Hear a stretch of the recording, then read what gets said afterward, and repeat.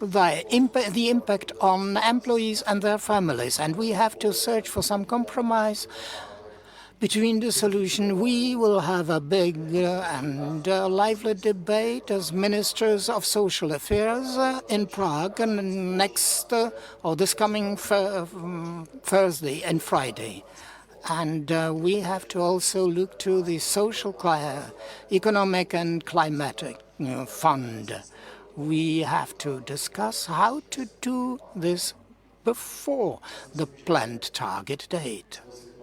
We are in a situation in which, if we are able to keep to rational common activities, we will come out strengthened out of the situation. And if we do not cope, then we will have to meet the negative challenges. But in the past, when we were able to unite and finding a compromise, we did find a solution that meant strengthening. And that's a lesson to be learned. We have to come back to some affairs that were voiced during the COVID crisis about the strategy of key industries that should be kept in production in the EU. Now, during the energy crisis, it was slightly forgotten, but I can just recall the debate over healthcare, helpings and or drugs, and our resilience and ability must be remembered, and we should come back to it. I want to wish to all of you who are part in your countries of social dialogues, I want to thank you and wish you all the best. I know the situations are far from being easy. Not always do we agree with one another, but it is necessary for us to cultivate the dialogue, to strengthen it, and to tell the public that we have to strengthen also on the regional and local level as well as on the European one. Well, thank you for attention, and I wish you a good discussion and good opinions coming out of it. Thank you.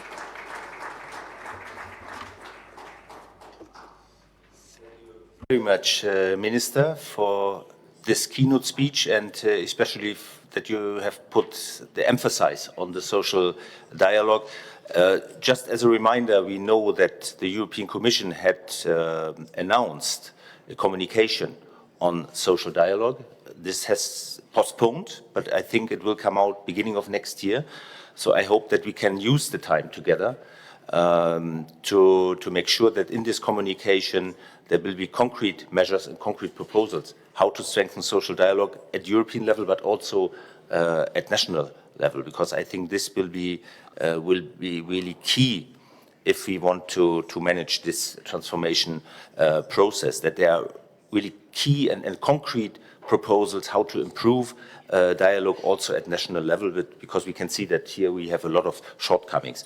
So once again, thank you very much, Minister. I know that the Minister cannot stay until the end. So if there's one question, we could take one question if the Minister agrees before we go then to our other keynote speakers. So colleagues, if there is someone who would like to ask a question to the Minister. I will ask. Yeah, from the podium, even better. Please, Josef, the floor is yours. Good morning. I will ask. I think this is a good position now, and special for me, of course. But if we discuss about better position, resilience and others, I think that minimum wage and directive of minimum wage is a very good tool. And my question to my minister is, of course, when and how big will grow Czech minimum wage from today? Because we still, Czech minimum wage is now frozen. German minimum wage grow up perfect. and we are neighbor, and we must follow this positive way. And please, Minister, my Minister, when Czech workers will grow for us minimum wage and how? We go directly to you, Minister. I think the question was clear. Please.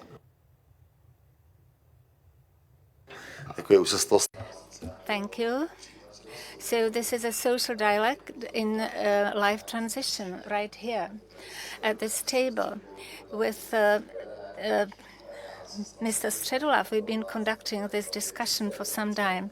I also try to make sure that the level of discussion within social partners between employers and employees were brought to a higher level so that the discussion could result in at least some specific ideas on which there could an agreement be achieved as to how the minimum wage might grow. Unfortunately, we have not succeeded in it. For the foreign guests, I must say that over the 30 years, it has never happened that employers and employee would agree on a specific amount by which the minimum wage should grow. However, there was a certain interval within a short range of values, but this year we have not been able to agree even on that little range within which it could grow. So I, as Minister of Labour and Social Affairs, will certainly bring to the cabinet meeting a new proposal. I think that it should be around 41% of the value of minimum wage in relation to the average wage next year. For those of you who do not know the real situation in the Czech Republic, the legislation in the Czech Republic provides that a minimum wage is connected with guaranteed wages for individual professions. So when you raise the minimum wage, it will give rise also to other professions' remunerations. But I certainly welcome what has been agreed between the Commission, European Parliament and Council, and that are rules and principles on the determination of minimum wages.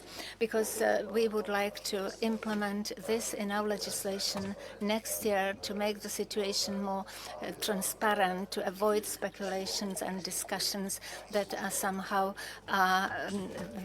result in great degree of uncertainty. Thank you very much. Thank you very much, Minister. That was an unforeseen, I would say, practical example how to promote also the dialogue at national level. We are really grateful. And just to let you know, we are more than 100 trade unionists in our workers group from all over Europe, from all member states. So we are currently also looking in the national situations. And therefore, I mentioned at the beginning that we had a debate just recently how to implement the minimum wage directive as soon as possible. I think we should not wait 2 years. We should take immediate action. So I hope very much that also the social partners in the Czech Republic will find very soon a sufficient possibility and agreement. Thank you very much. Then, colleagues, we can go to our next point on the agenda, because we are also, as I said, in the middle of the Czech presidency, and we wanted to discuss today, once again, the priorities and the program of the Czech presidency combined with a midterm evaluation. So therefore, I mentioned already our guests. I'm very happy that we have another representative from the Czech presidency with us, Pavlína Záková, on my right. Good morning to you. Pavlína is the head of the advisors to the Minister of European Affairs of the Czech Republic. Before, she has worked as an economist at the European Commission, and then she went to serve as an economic advisor to the Ministry of Finance in the Czech Republic, and many other functions. I cannot all mention them, but we are really happy that you are here. And dear Pavlína, the floor is yours, please. Hello, good morning. Thank you very much for the invitation. First of all, I would like to pass greetings from Minister Mikuláš Bek, who is not able to be here today. But he asked me to present you the state of play as regards the program and priorities of Czech presidency, and to provide you with a stock-taking exercise. First of all, I would like to congratulate the organizers for an excellent timing of this event, of this conference, because it's really, we are in the middle of the presidency, so this is the right time to look back and to see what has been achieved. Also, the timing is very good because only last week we had a double summit here in Prague, so which was appreciated by the media, by European leaders. So it's very easy now to sit here in front of you and still enjoy this glory of the double summit of last week. At the beginning, I have two comments about the context of the Czech presidency. The Czech presidency takes place in a very turbulent period. The COVID pandemics ended, and then the war in Ukraine stepped in. As the minister said, and we all know, Europe is struggling with very high energy prices, and it's a unity test for the whole Union. And this also requires very agile management, very fast decision-making at the EU level. It requires some kind of crisis management, and I think that the Czech presidency has been so far successful in acting quite quickly. The Czech presidency is also known to be one of the presidencies with the smallest budget. The current government has increased the budget of the presidency mainly in terms of the human resources, but still over the past 10 years it's the second smallest, let's say, presidency in terms of budget. But despite that, the presidency is really receives quite good appreciation from many sides, from the European institutions, from the media, but also from the Czech citizens. I must say that myself, I am also proud that even people here, ordinary citizens, now recognize that Czechia now is in the seat of the Council of the European Union, is now the leader of the European chariot, and is doing well. And the Czechs, in particular after the summit last week in Prague, are proud of Czechia being in the center of the European development, and this also contributes to a more positive approach of Czech population towards the EU, because in general support for the European Union in Czechia is not among the highest in the EU. It's rather the opposite, despite the fact that we are in the center and in the center of the continent. The presidency has been praised mainly for keeping the European unity. The Czech presidency has always been trying, in the very difficult times, in the questions on energy, has been trying to look for European solutions, despite the fact that the European governments are under very, very strong pressure to go for national solutions. Czech presidency has always been looking for European solutions. Now, if you allow me, I will switch to Czech because I was told that the language regime is Czech. So I gave you this introduction in English, and now I will switch to Czech to guide you through the priorities of the presidency and the stock-taking exercise.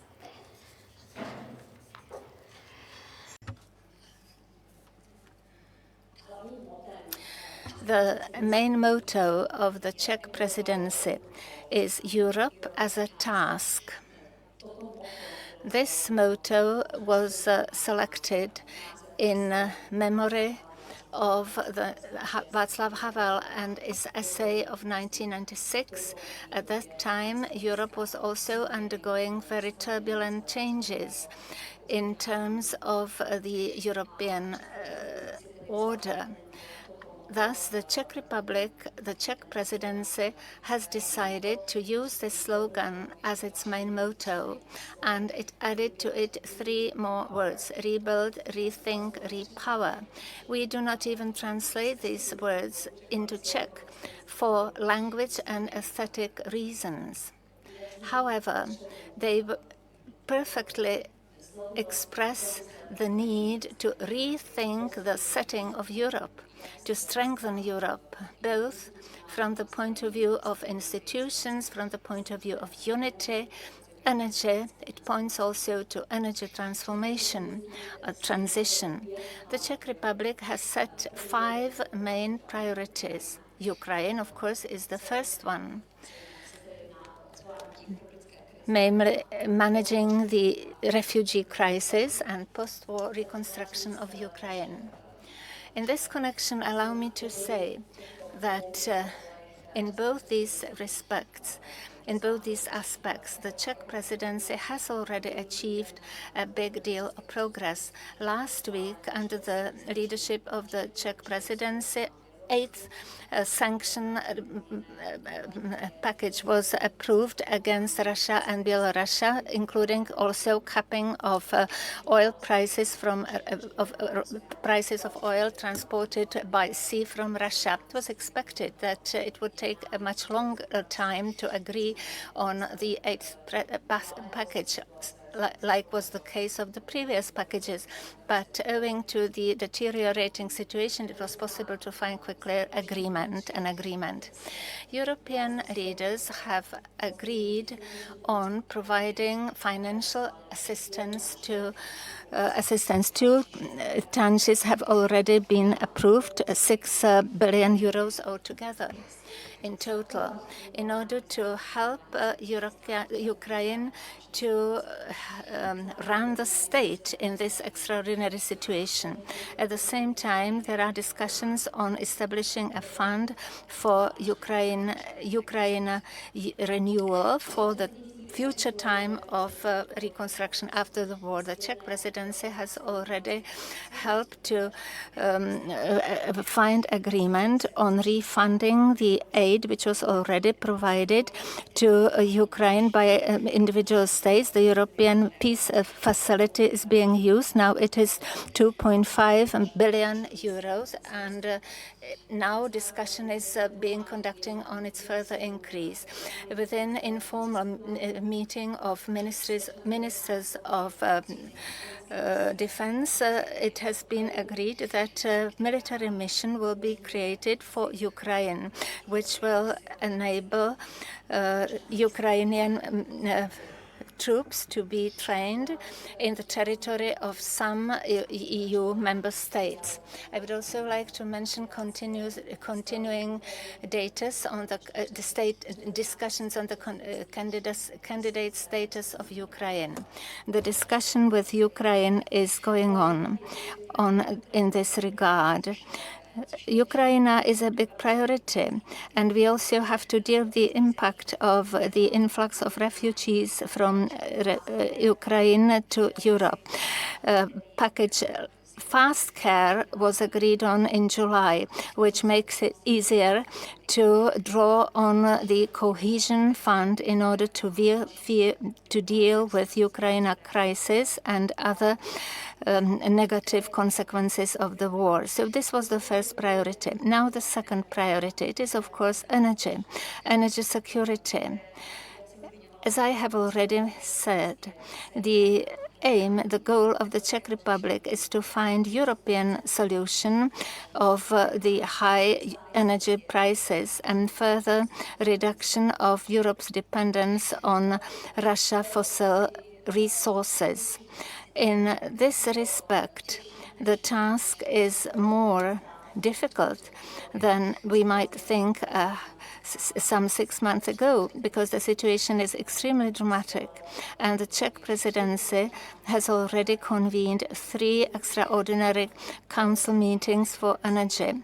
The first informal meeting took place in July, and only 6 days after the Commission gave its proposal, it was possible to agree a mechanism on how to reduce gas consumption. The second informal Council for Energy took place on the 9th of September, which gave political assignment to the European Commission to find emergency solution of rising energy prices at the end of August. Following that, the European Commission has adopted or has presented its proposal in the middle of September, and the third informal Energy Council meeting took place in the end of September, and an agreement was reached how to reduce electricity consumption, especially at peak times, how to come for inframarginal producers. To support our customers and to provide us solidarity contribution based on windfall profits. I also want to mention last week's ECOFIN agreement. We were able to negotiate an agreement on increasing resilience by repower charge to be spent on investment and to reduce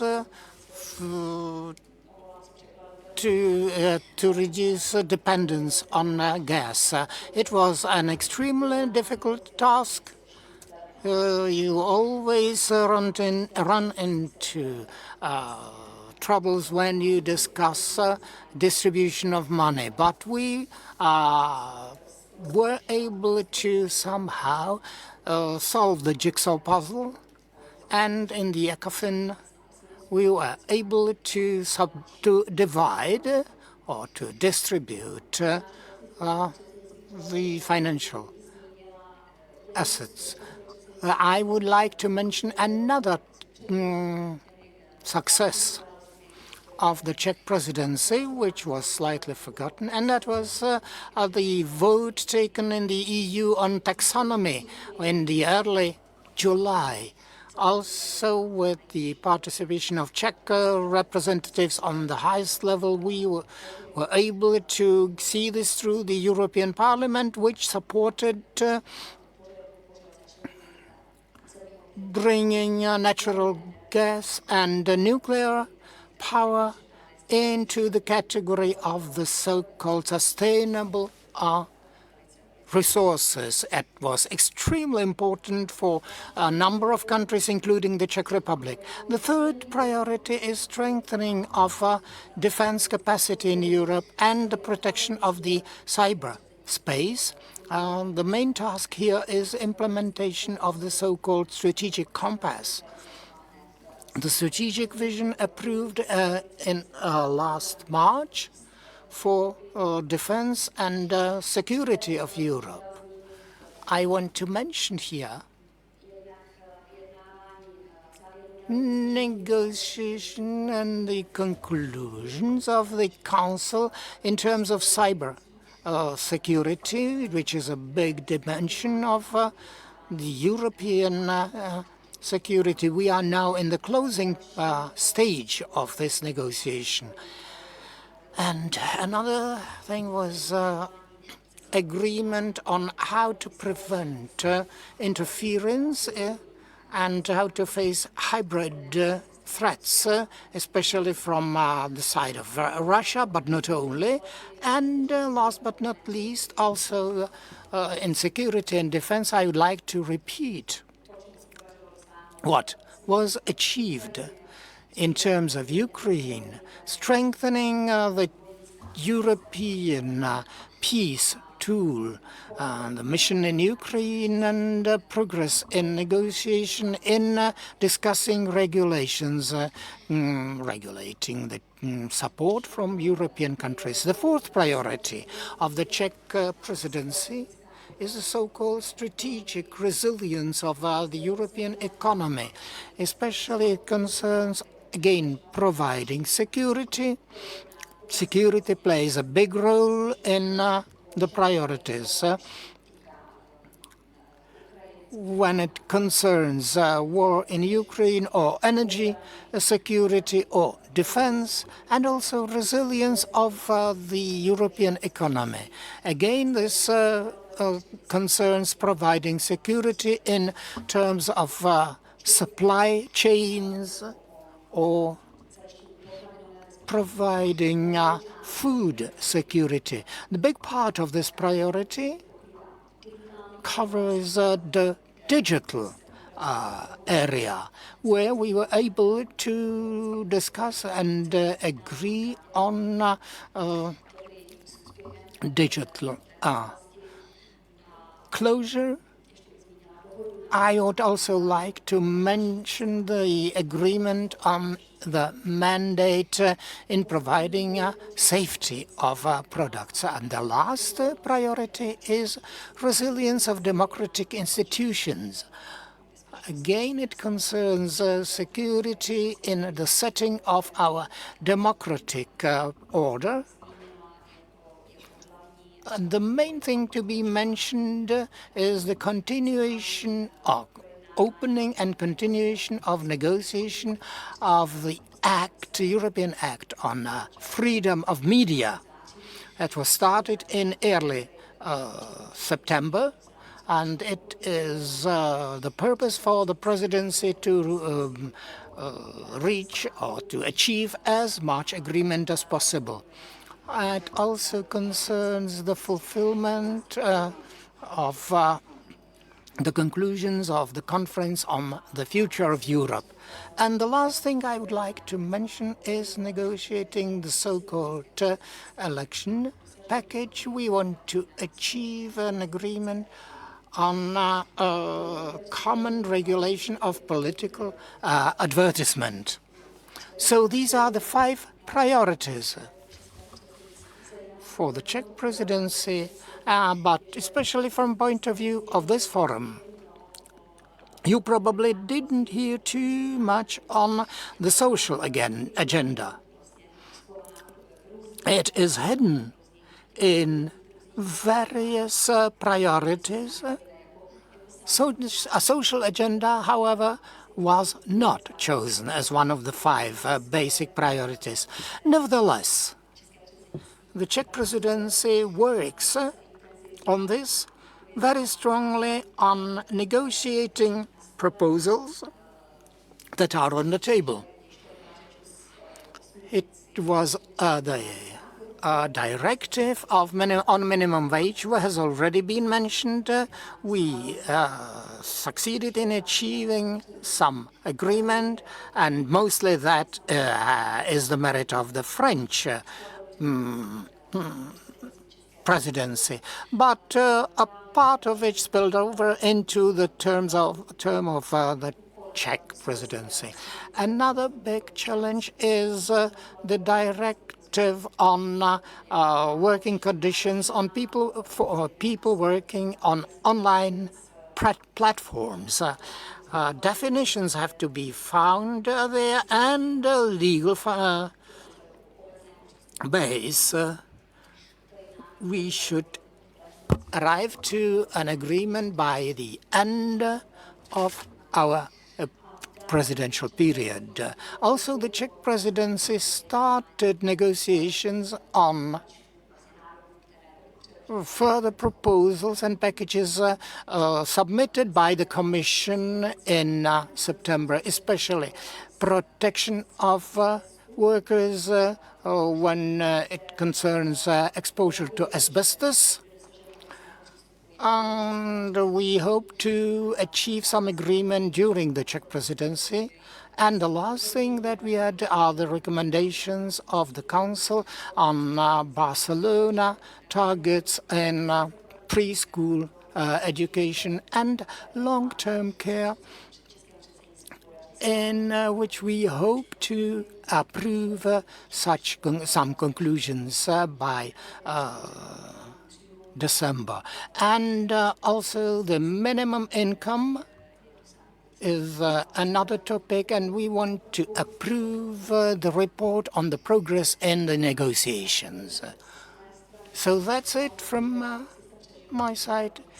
If you were able to survive this phone directory, you are probably prepared for further discussion. Thank you.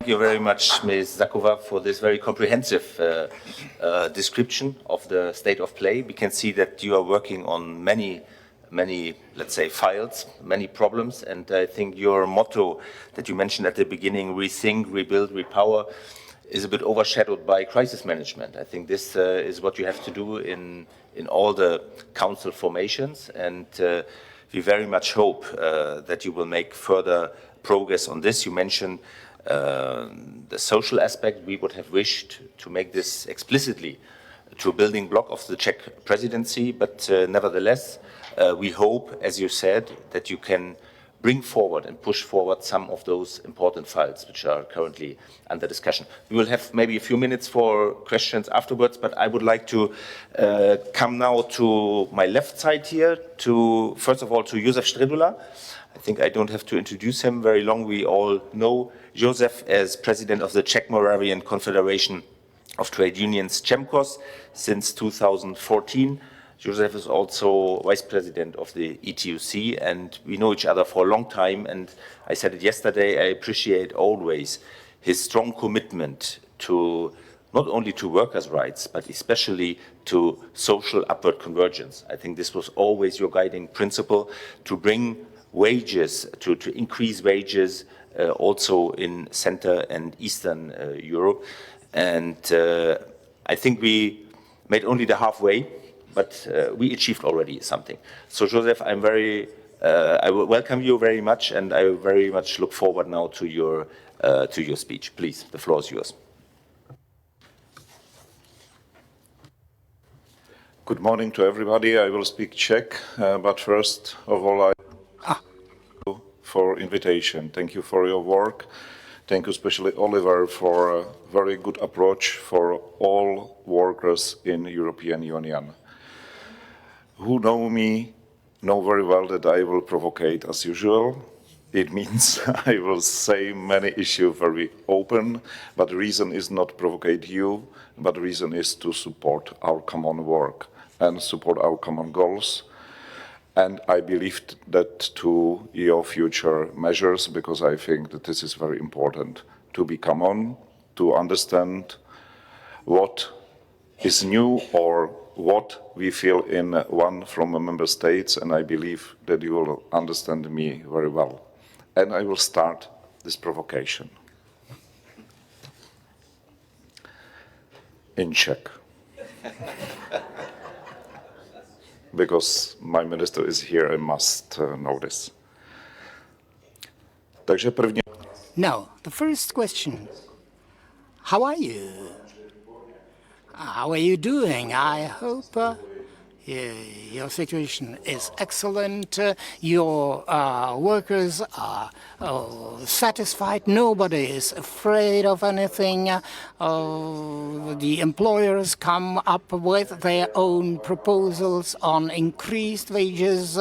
Everything is fulfilled as soon as you say it, and the European Union only is applauding.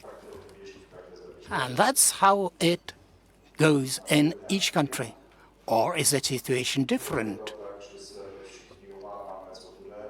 Maybe we are all now afraid of things to come. Instead of increasing wages, real wage is decreasing.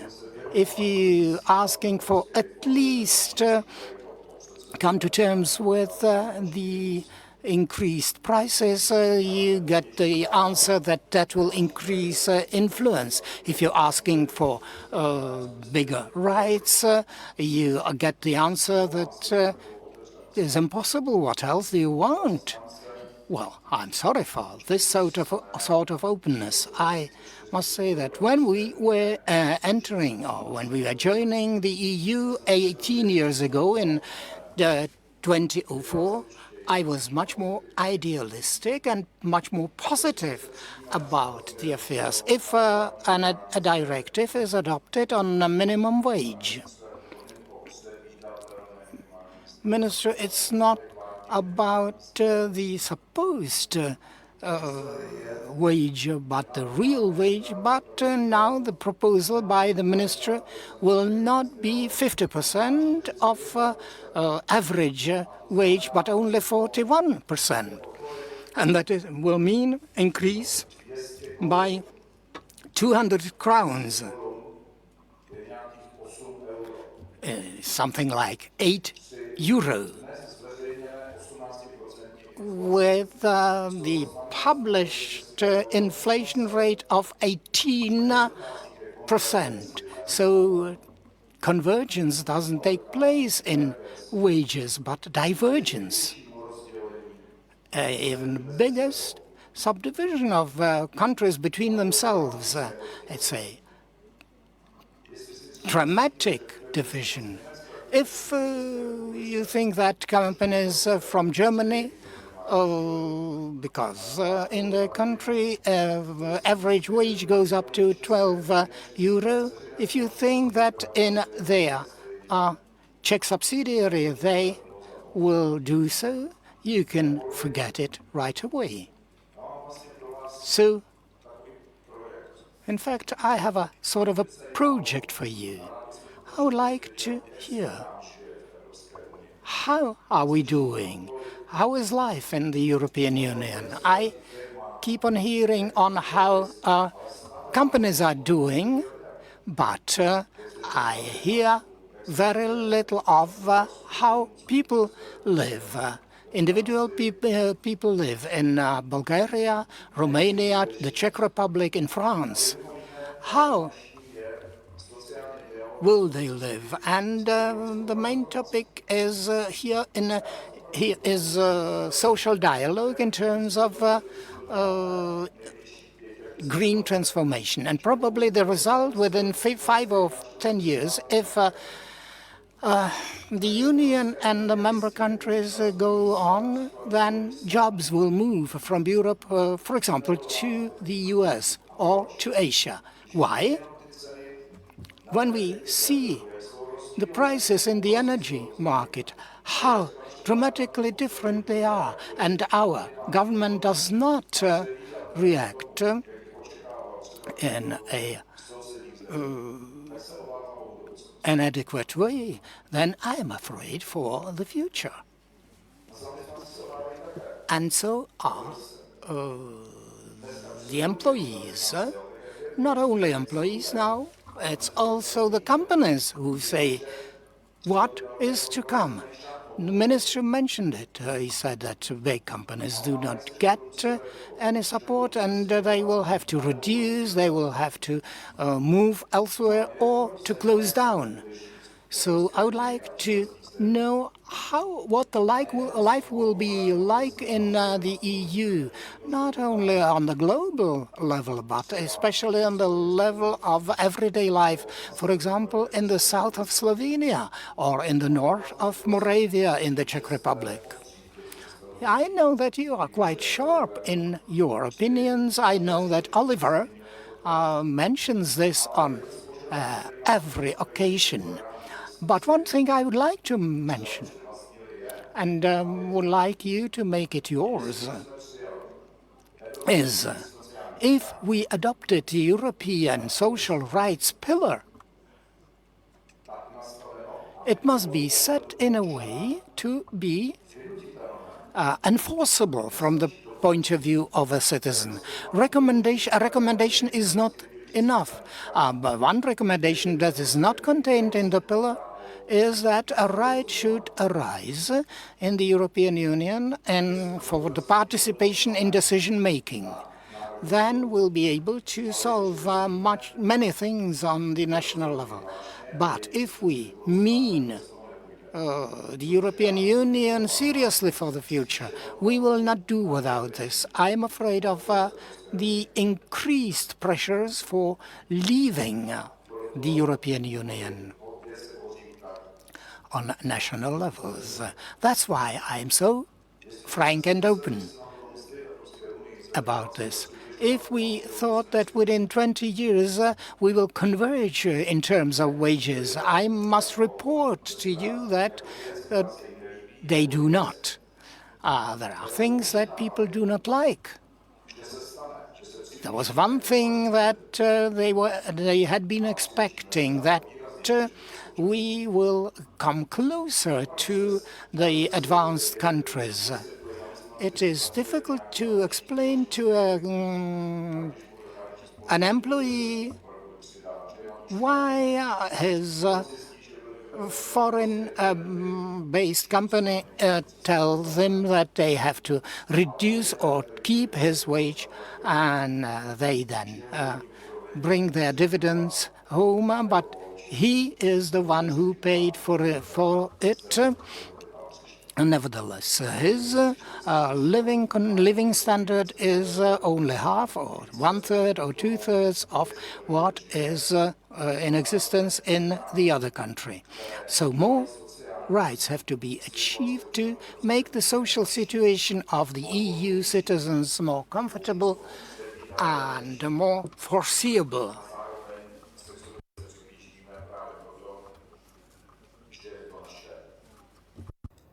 At the same time, I think we will come closer to one another because it is our natural need. This is what we all need. As far as the European Economic and Social Committee is concerned, I'm very grateful for what you are doing. But I wish that social issues, and not only social issues, are more frequently asked and discussed, and that politicians should not only try to please people, but that they should be showing specific examples of what can be achieved, let's say, here in the Czech Republic. But there is a big distance between the Czech minimum wage and between the impossibility to claim at least 50% share of minimum wages in comparison with average wages. We are very sorry for this situation. I do hope that here in the European Economic and Social Committee, you will not forget that the European Union project is to be a common project, not only a project of the capital, of those who have capital, but of all people who live in the European Union. They are entitled to better life precisely because they live in Europe. And in connection with economic transition, I would like to ask you, please ask unpleasant questions. This is what I'm doing. Measures, actions are taken without knowing what their consequences will be, and when the consequences are here, that nobody knows how to deal with them. So if a political decision is made, then we should know in advance how we will mitigate or deal with its possible consequences, and if necessary, even the direction should be changed so that we can deal with the consequences. Thank you very much for your attention. Very much, Joseph. Always very much on the point. Thanks a lot. Just regarding your last question or remark, I can assure you that in the EESC, we will always make sure that our opinions are, of course, balanced, but they are clear. They are pro-European, and we are always of the opinion that the EU should take action, also in the field of social policy. And I can assure you that when it comes to wages, we were not shying away from a conflict in the committee. We made sure that with the majority, we adopted a strong opinion in favor of European measures, also to emphasize the solidarity that we need in Europe. We cannot leave it like this, that we say our colleagues in countries who are struggling with low wages should just copy and paste our social models or collective bargaining models. We just have seen it doesn't work. So Europe has to facilitate and has to support this procedure. Thank you very much, Joseph. And now our next speaker is our colleague from our workers group, Bohumir Dufek. Also, once again, Bohumir, welcome. Bohumir, you all know, is currently president of both the Association of Independent Trade Unions and the Trade Union of Workers in Agriculture and Food Industry. Please, Bohumir, the floor is yours.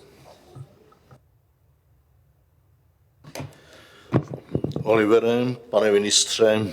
Oliver, Minister, colleagues, ladies and gentlemen, I have to admit right in the beginning that I'm very glad that you enjoyed yesterday's evening, that you were able to see Prague perhaps from a slightly different angle. Minister has to leave.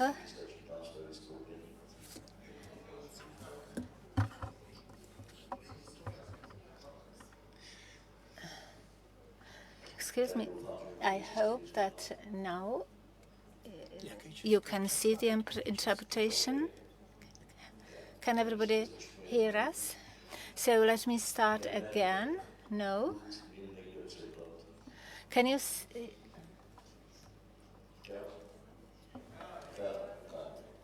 Okay, can you hear? So let me start again. I admit that I'm very pleased that you enjoyed yesterday's evening because you were able perhaps to see Prague from a slightly different point of view from the Vltava River. I hope that now you are in the right mood, pleasant mood for the discussions today. I am the longest serviced president of a trade union in the Czech Republic since 1993. I've been always emphasizing strategy of trade unions because the Czech Republic, by transiting in the market economy in agriculture, there were 420,000 workers in agriculture in 1994. Now there is only 70,000%. So it was a very painful transition process, let me tell you right here in the beginning. If I may, I would like to evaluate trade union strategy, or describe it perhaps, which I would like to see also at the European level. I am coming back to what Josef said. It is not right that if the same company which has employees doing the same work in different countries and pays them different wages, thus the difference between the Central and Eastern Europe and between the Western Europe is getting even deeper. I think that currently trade unions are very much under the pressure of identity crisis. It's important for us to get it clear. Do we want a social state within market economy, or do we want to gradually come back to what was here before? Which would mean that we would not be strictly and consequently defend the rights of our workers. Now we are fighting on two fronts. So do we want to represent workers, or do we want to support, as it has been said in Europe, to fight on two fronts? That is, we are dealing with the Green Deal, and at the same time, we are also dealing with economic sustainability, independence as far as raw materials are concerned, resources like oil, gas, and resources necessary, for example, in the automotive industry. We are living in the 21st century. After 3 decades of the building of a democratic society, people here believed and still believe that the level and living conditions will improve. Unfortunately, the opposite is what we can see now. Not only are not living conditions improving. They are getting worse. And this is a great disappointment. It cannot be denied that the economic and social situation over the decades has improved.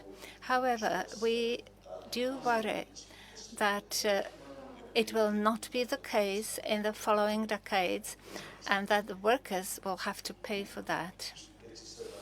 I don't want to come back to what has been said here, but I prepared the introduction of my speech, so let me just say, I think that the very beginning of the crisis is due to COVID-19.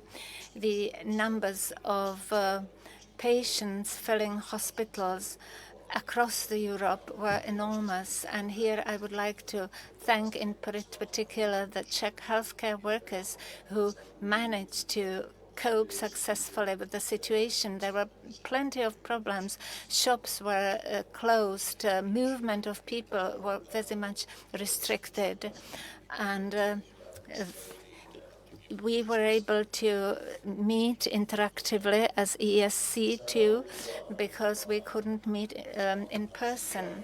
Many industries were paralyzed, for example, retail, culture, the education system, libraries, catering, hospitality industries all had a huge problem, which of course meant also a drop in orders, resulting in problems for companies.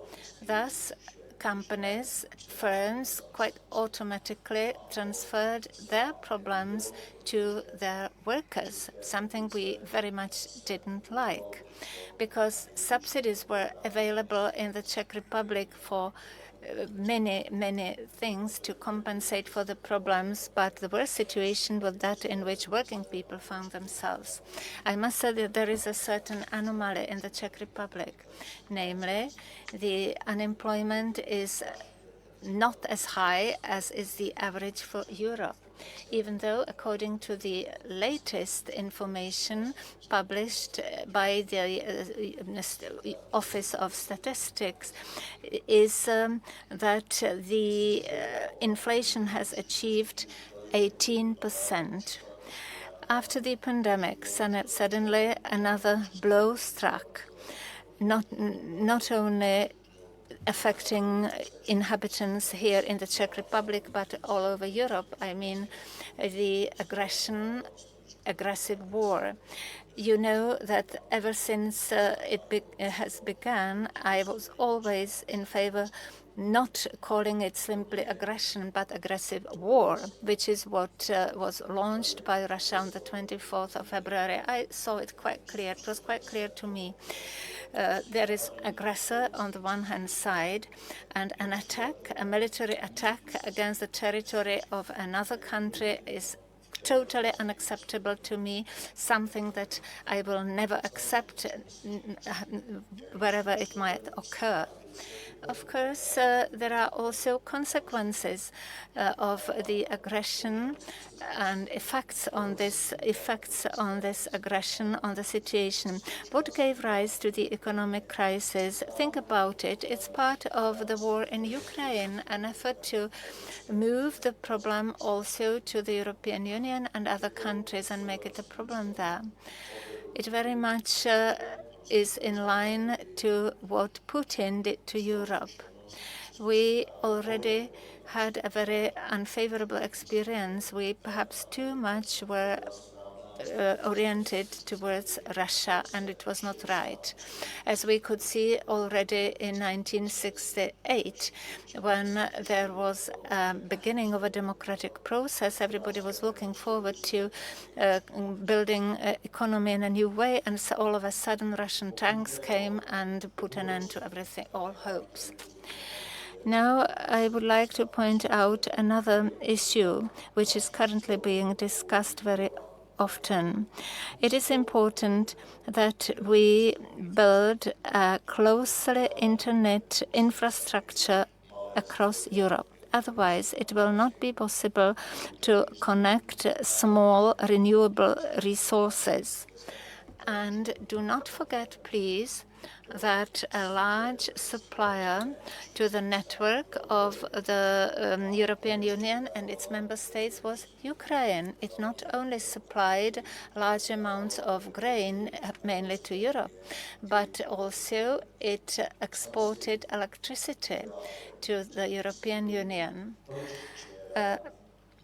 You can yourself answer the question why so many rockets yesterday hit economic infrastructure.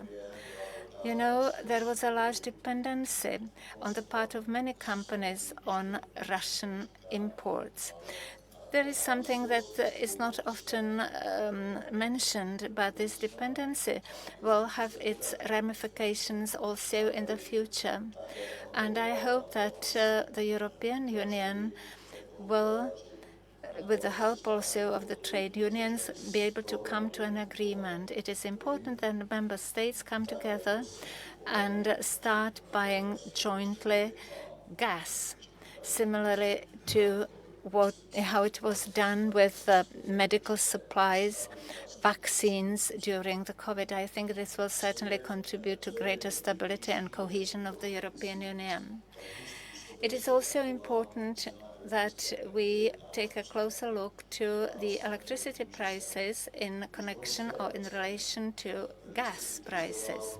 Last year, I was very critical of what Commissioner Timmermans did. What I mean is the following.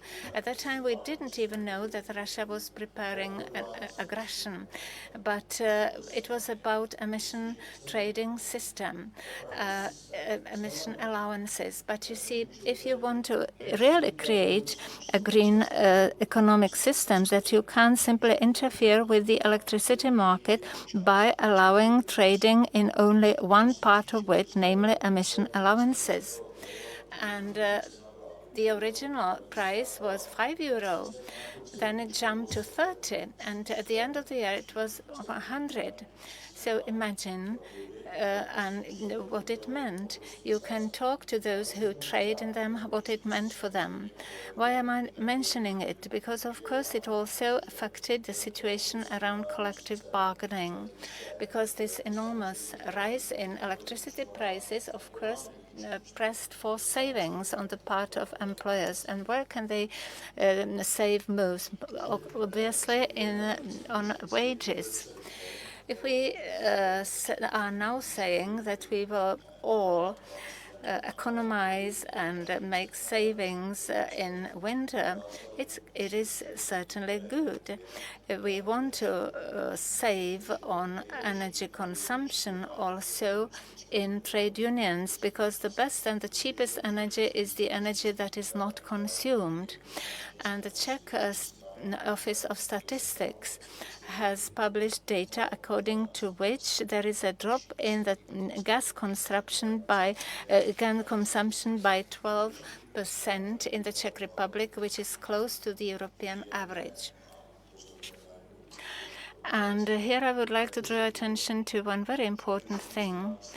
This year and for this winter, the storage tanks are full, but please watch out, because what's going to be problematic is winter and the whole year 2023.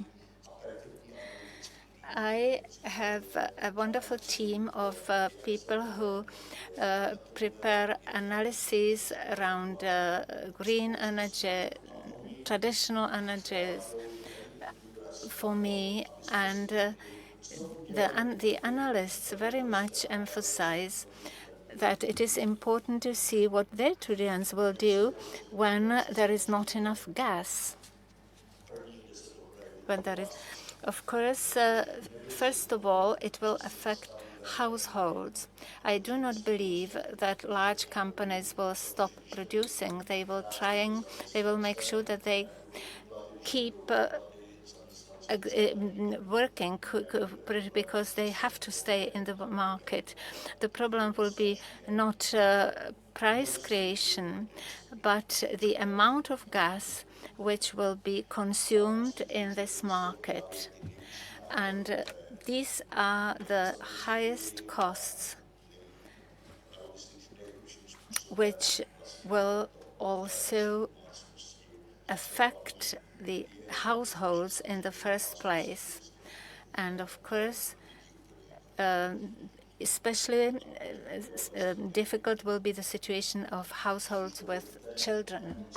Now about trade union strategy. I have noted down what we should do in the following period, which I have saved for the end of my presentation. I understand that Europe cannot really fight on two fronts.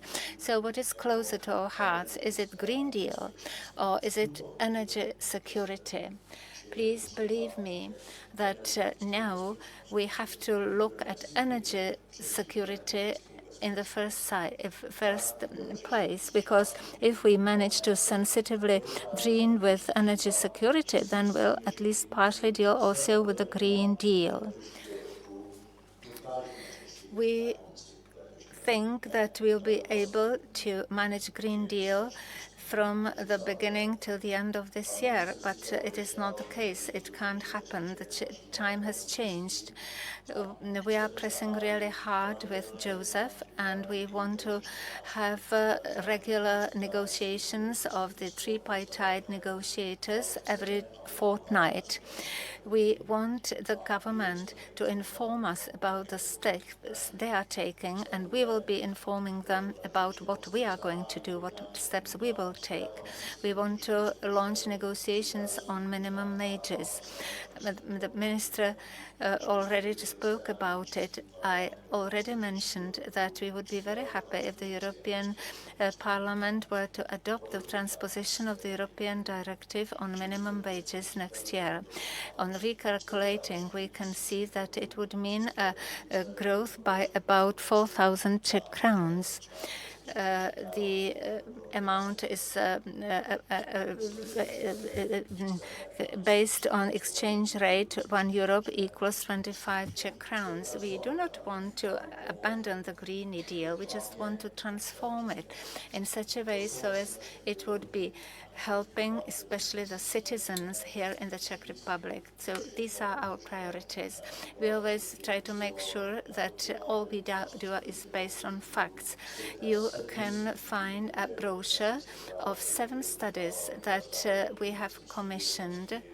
You will find a study on minimum wages and other studies, so please feel free to read them. I hope it will help you. Thank you very much. Thank you very much, Bohumir. For your information, the next panel will specifically deal with the Green Deal challenges, gaps, and obstacles, where we will discuss some of those specific questions. But thank you very much, Bohumir. Colleagues, we have a bit time, not a lot of time, but for very few questions, short questions, to the podium before we come back to the final remarks of our panelists. So if you want to take the floor and to ask a question, I see Florian, Dumitru, okay, and Mateusz, and Tanya. And then 4, I think we can't make more, but then we have other question and answer sessions in the following panels. So we start with Florian or Dumitru. Florian, please, where's the micro?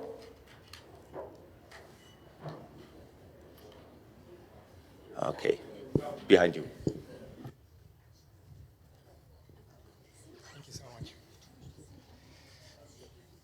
Thank you for giving me the floor. Thank you for your remarks and for all your speeches. What I wanted to ask you is, since we have as a motto Europe as a task, for example, let's add youth as a future near this task. And my concrete question to you is, how do you see the role of youth in the future of Europe? Because if we are looking right now, youth are struggling, to spend 30 years to buy a home, it's quite a challenge in this new neoliberal economical model. So how do you see the role of youth in Europe in the coming years? And another question, perhaps it is too philosophical, but I think it's important. What kind of Europe will leave to our children? Thank you so much. Thanks a lot, Florian. Dumitru, please.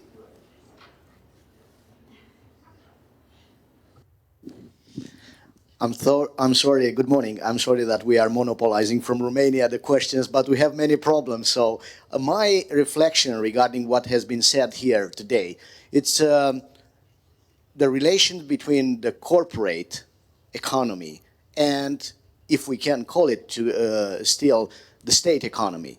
Because all the time when we go to ask for salaries, for wages, better wages to our governments, we ask for indexations, we ask for collective bargainings and a better levels. They said, if we will do this, the international corporations which are in our country will leave the country. The only reason for which they are here, it's for our wages and cheap natural resources. Of course, everybody wants to have a different situations, but seems that it's not the case, because France and Germany, they have very good human resources, and still their corporations, they leave their countries and they come to Romania because they like it very much, the far west, as the German EMP said in the parliament in the debate about Schengen. And they like these countries like Czech Republic, like Bulgaria, Romania, Hungary, and maybe others, they will like it in the future. So if they will go further, even from Romania, because before we've been lucky because they came to us, but now they will go further. So what we will do in that situation? So how we will manage this relation on the economic field, state and corporations? The corporations are very lucky. Thank you. Thanks a lot, Dumitru. We are working here on the first come, first served basis, so no problem. Just for you, Pavlina, the two first speakers were trade union colleagues from Romania. And now it's Mateusz Szymanski from Solidarność from Poland. Please, Mateusz. Thank you, Oliver. As we have the Polish interpretation today, I'm going to speak in Polish. Józef mówiłeś o bardzo ważnej rzeczy, zresztą Fulvio także o tym wspominał, o tych różnicach między Zachodem a Wschodem Europy, jeśli chodzi o płace. Ja bym powiedział jeszcze więcej, nie tylko płace stanowią różnicę o różnicach między Zachodem a Wschodem. No translation. Joseph, you spoke of the differences between the West and the East and the necessity for people to be treated in the same way. If I can show the example in Poland, very often we see that the companies treat their employees in a fatal way. They refuse them rights to trade unions, and the differences can still increase. After the Second World War, the Europe was developing in a dynamic way. Energies were very much used. Now we want to reach the same living standards as is in the western part. So the question, Mr. Tadeusz, is prompting me on the market. We as trade unionists that we stand against the progress, against the rights of the market, in which a positive influence is needed on. This is another way that must be a question to Joseph and to Bohumir, that the differences will still increase between the West and the East. Oh, we need some analysis of the real costs. So, thank you. Ucek from Verdi, Germany.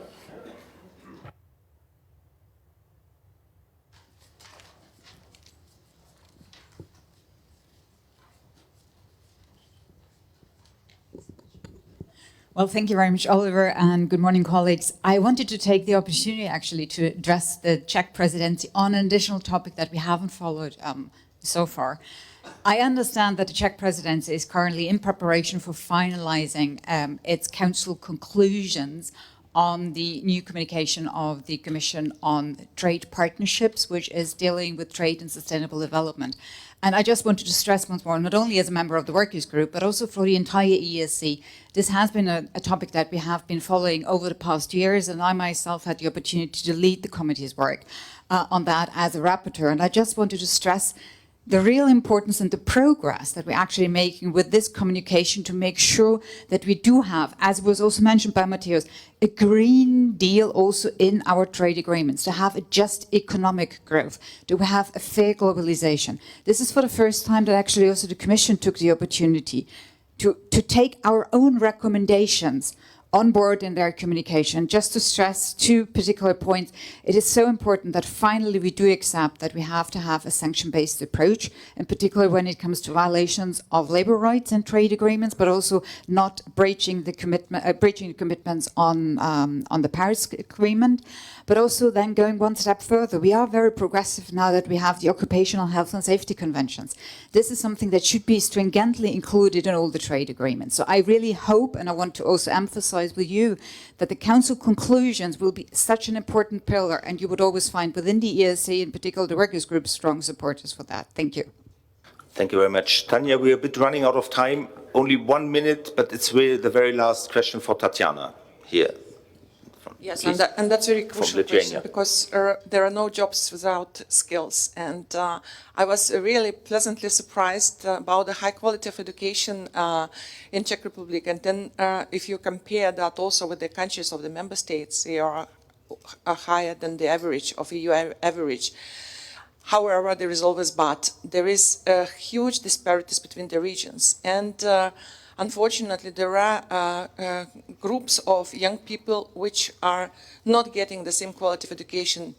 OECD is mentioning the Roma children as one of this group that Czech government somehow fails to support. Can you also maybe give a little bit about this support for disadvantaged regions and young people in terms of skills? Thank you very much, Tatiana. Thanks for all the questions. Colleagues, we have 10 minutes left maximum, so I would like to ask now in this final round our panelists to pick one or two of the questions. There was the question on youth, on the Council recommendations on trade. This could be maybe interesting for you, Pavlina. There was also the question on the economic model based on low wages, which we all think we have to fight and to overcome.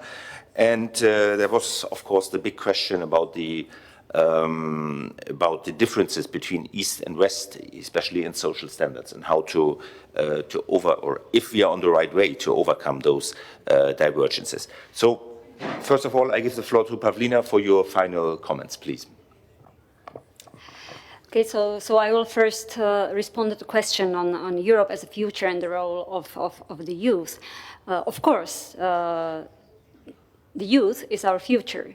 So it's clear that we have to focus on youth, and there are and the European Union, as you know, the European Commission, the European Council is progressing on the files related to education. But I would say that when you ask how I see or how the presidency sees the role of the youth, we see the role of the youth as engaged. Therefore, the youth is being involved in or was involved during the conference on the future of Europe in all the discussions, and there are special panels, special groups devoted to the representative of the youth. And I know that the European Commission in particular always pays a lot of attention to engaging the youth. So engaged, also pro-European. So we hope that young people will understand, maybe even more than their parents, that Europe brings them value, not only in terms of the freedom to travel, to study in another member state, but also enjoying all the benefits, for example, in the digital area. Roaming, cross-border use of digital products, etc. But I would like to I would like to see also that the youth acknowledges that the European Union can act and can act fast. I think this is the biggest reservation or objection that we hear from young people, that the European Union is too complex and too slow. It doesn't act very fast. But I believe that also now, during the war times, the very difficult times, Europe has also shown that it's able to take quick action. On the Green Deal and the question whether Green Deal could contribute to deepening of social differences, social inequalities in Europe, I would say yes, if we don't take the opportunity of Green Deal. We see here, from the perspective of the Czech Republic, in terms of green transition, we are now like 10 years behind, and we can see now that it brings us in a very difficult position, and the businesses already now speak about a lost decade in terms of energy transition. And I believe that when you look at studies by renowned organizations, Green Deal and energy transition is actually future. So I would say yes, there will be deepening of social inequalities if we don't grasp this opportunity. At the same time, Europe is aware of the let's say weaker starting position in the center and east of Europe, and there are, as you know very well, a number of mechanisms, including financial mechanisms that compensate for this delay or for this gap, such as Just Transition Fund, Modernization Fund, or the Social Climate Fund, which is being developed. And on the trade partnerships, I don't know very much details. Apologies for that, but I will definitely take back your call about the importance of the Council conclusions. Thank you. Thank you very much. Thank you very much, Romina. Over to Bohumir. Please, Bohumir, your final comments. Já věřím, že bude rychle přepnout. I hope that the translation will be switched over. I will start from the middle of the employee places and some productions in Europe. Capital always moves to where profits are the maximum.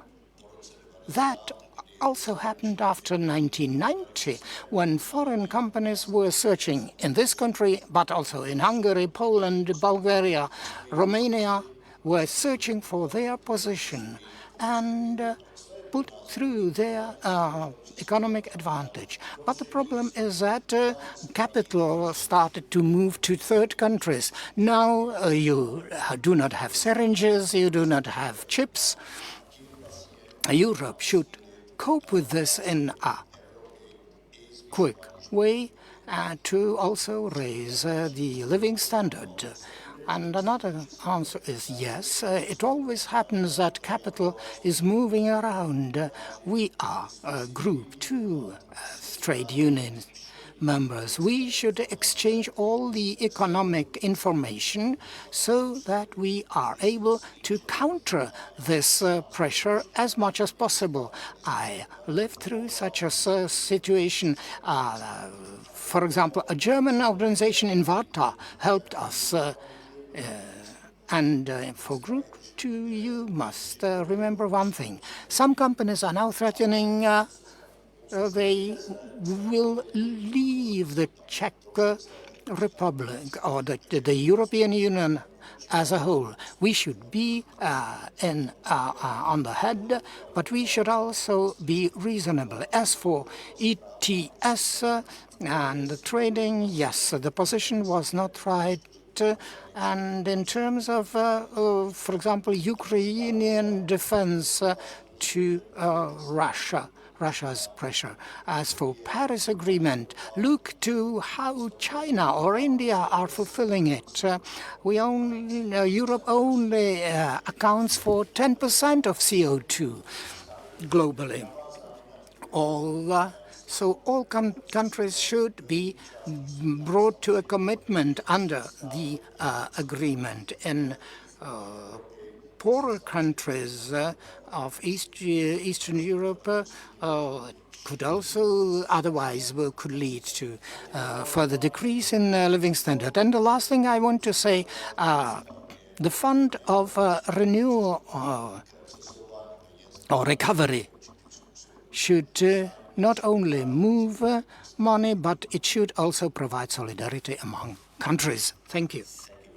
And our final speaker, Joseph, please, your final statement.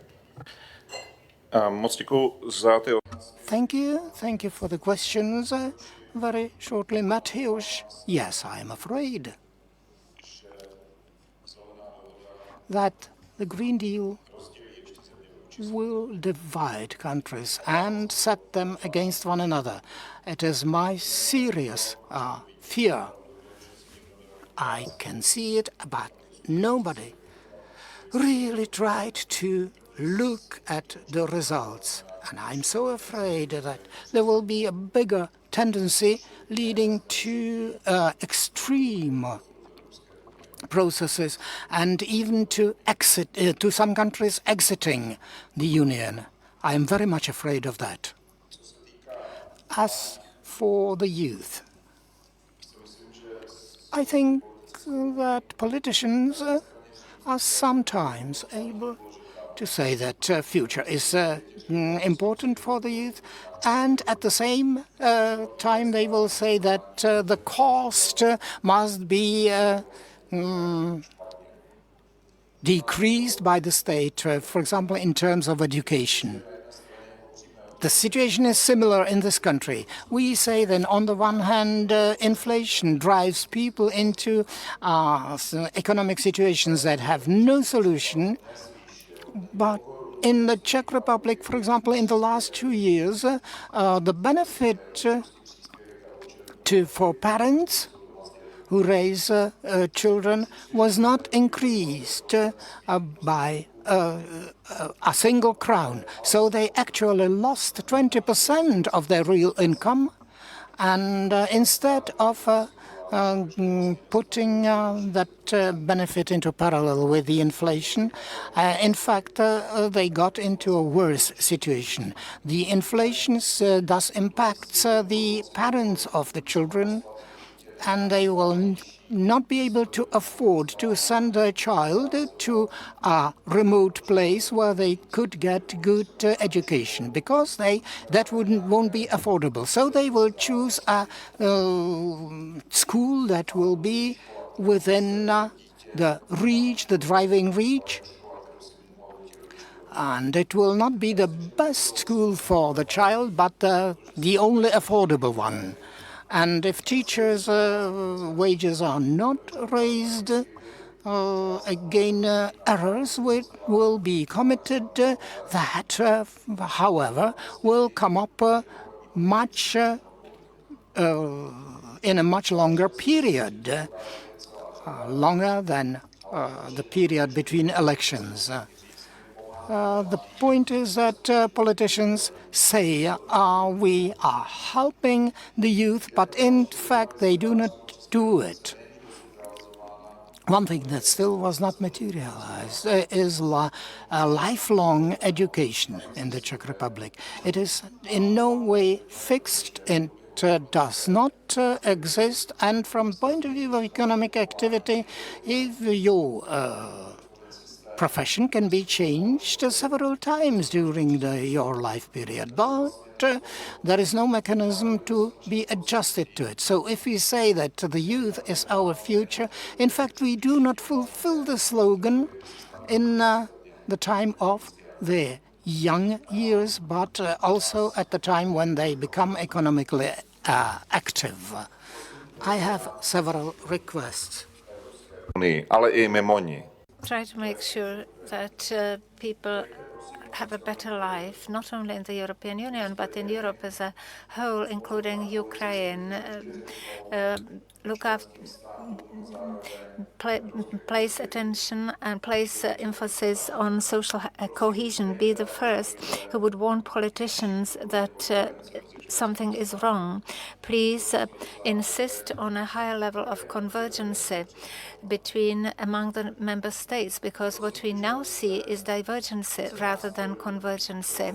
Please demand more instruments that would help people from the level of the member states, such as the EU directive on EU workers' councils. But also the directive on minimum wages is very important, however, not sufficient. I would welcome an opening of discussion on social topics. They should be in the center of attention of the European Union. It should be an part of each political decision, something that could not be neglected, including, for example, the Treaty on the European Union. And last but not least, I would like to express my conviction and belief that the project of the European Union is a good one. And I also believe that people want to live in the European Union, but not in all those conditions that now exist. And since differences are so big, please make sure that people always want to live in the European Union, that are happy to live there, that their rights are respected, including the right to associate in trade unions, to live a good quality life and to express their opinions, even though their opinions may differ, for example, of what a representative of the European Union would be saying at that moment. Thank you very much for your attention. I hope you will enjoy the day, and I hope that the conclusions of this meeting will be useful for all of us. I would wish you good luck. All the best. I am your supporter from Czech Republic, and it's a big pleasure to see your name on the top of European Social Economic Committee. It's a big pleasure for me too. Good luck. Thank you very much. Big applause to our panelists. Big applause to our panelists. It was really not only a kick-off debate, it was really inspiring. So thank you very much, Pavlina, Bohumir and Joseph. I think we benefited very much from it. Colleagues, there is an idea to skip the coffee break, but I think we deserve the coffee break after this debate. So we make a short coffee break. You can bring then the coffee afterwards in the room, that we can start with our next panel at 10 o'clock. At 10 o'clock, we are back here. Thank you very much.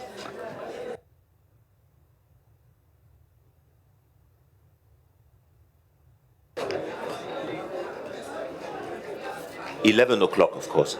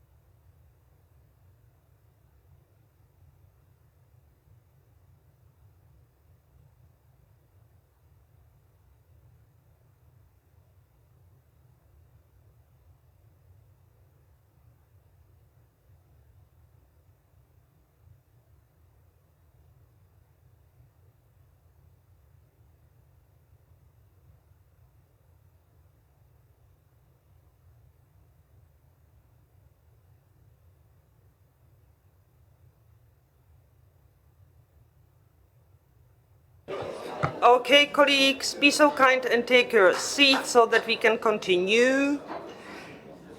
I hope you got new energy throughout the break and the coffee and the nice cookies. But there are important discussions ahead of us. So I would like to give all the time necessary and respect to our speakers. You know that the next panel is called Green Deal, Challenges, Gaps and Obstacles. What is Europe trying to achieve and what are our expectations?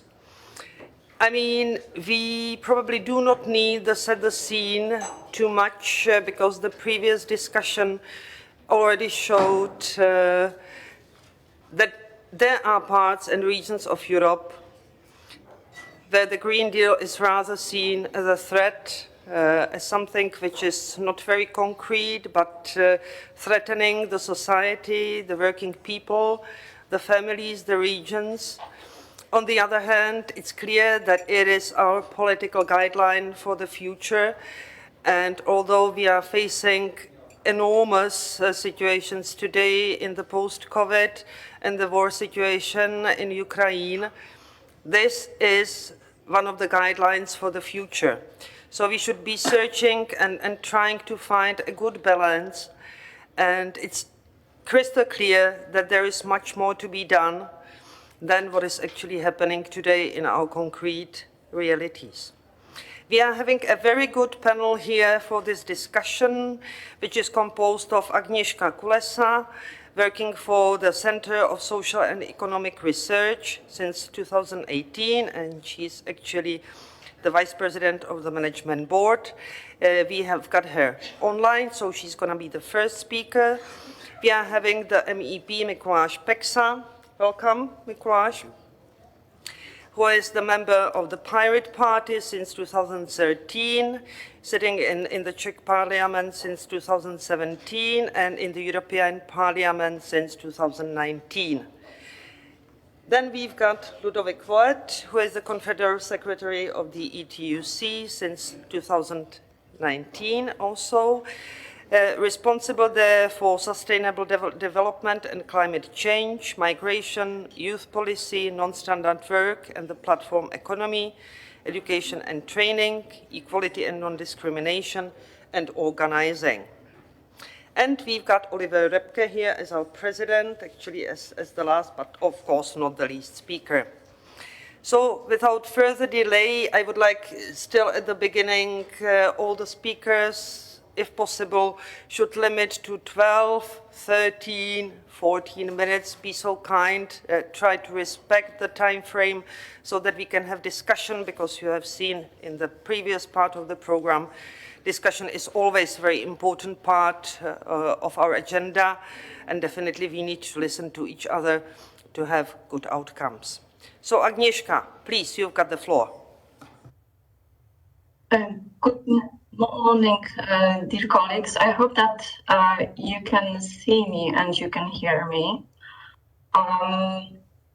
Thank you very much for this very kind invitation to take part in the event today. And also, I'm very glad that I have a possibility to set the scene actually for the further discussions. I was tasked with providing a short presentation that would guide further discussions. And I'm really very glad because of the fact that these discussions in fact has started already during the previous panel, as was already mentioned. So my aim today is to highlight some maybe some other issues for the discussion during this panel, actually. Yes, I'm representing the Center for Social and Economic Research, which is based in Warsaw, and we have been tasked by the EESC with development of the study on energy policy and the labor market, consequences for employment in regions undergoing energy transitions. And At the moment, actually, we are looking deeper into 3 case studies that are undergoing coal transitions, and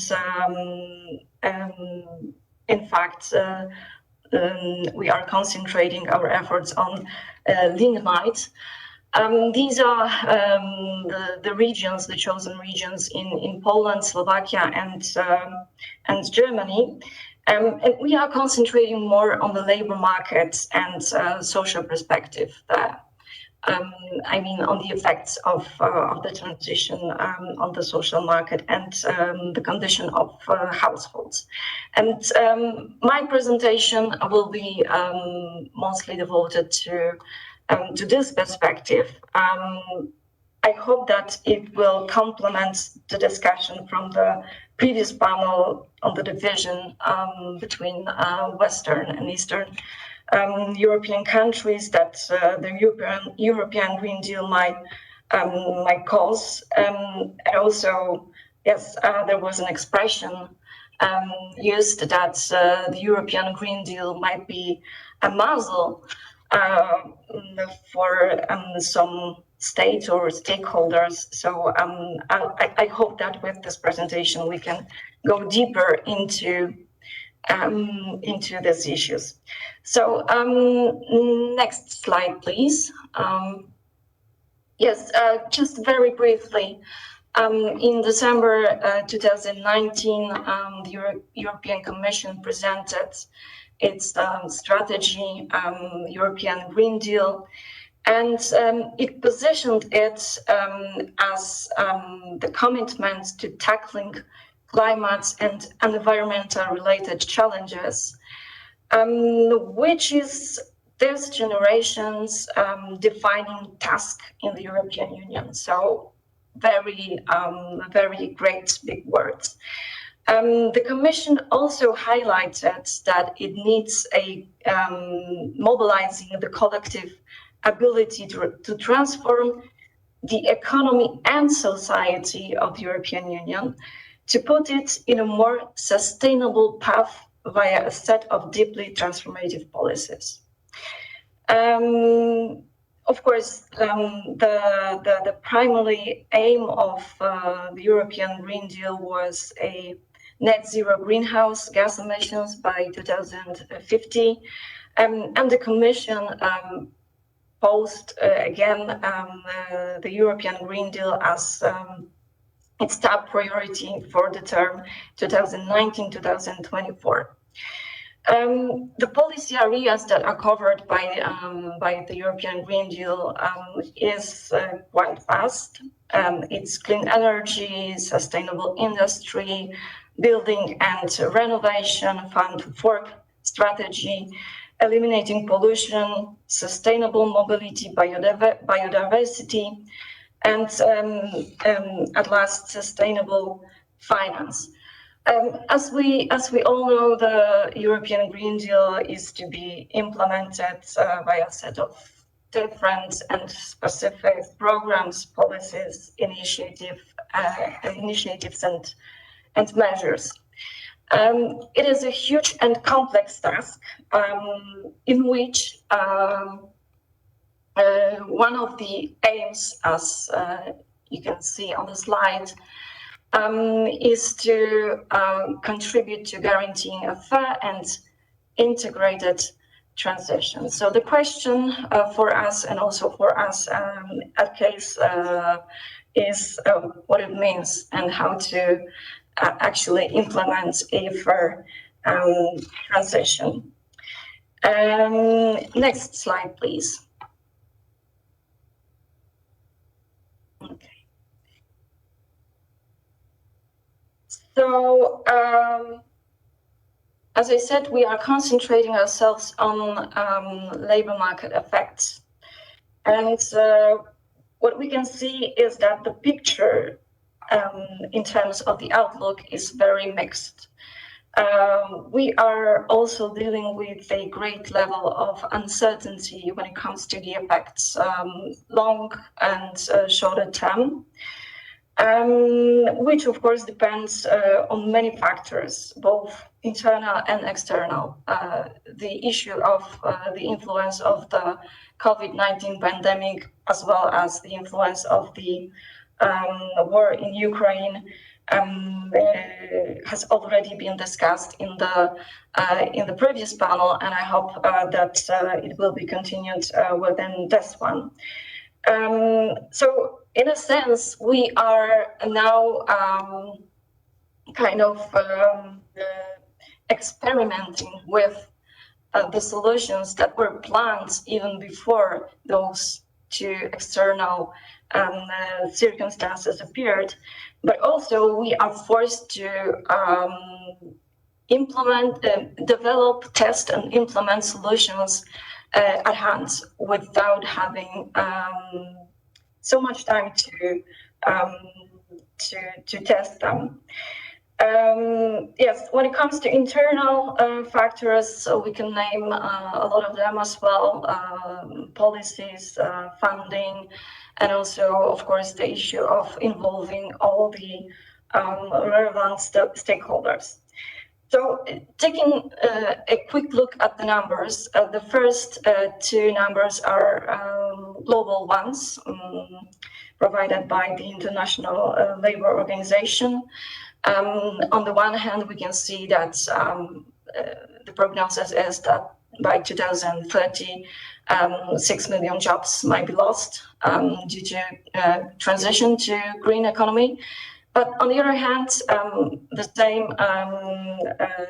same study, the same organization is saying that another 24 million new jobs might be created. This is always, of course, might because of the factors that I just mentioned. In the EU, the European Commission prognosis is that 1 million high-quality jobs would be created by 2030, with another 2 million by 2050. And as we are looking specifically at the situation in the coal industry, the outlook is quite the same. I mean, mixed. On the one hand, there are regions which are very much affected already by the transition, and on the slide you can see the countries in which these regions are. But on the other hand, there's according to various studies, there is a great potential in job creation in those areas. So the main question is how to, and it was also mentioned during the previous panel, how to use this potential and how to actually make it work, especially in the times of this great uncertainty that we now have. Next slide, please.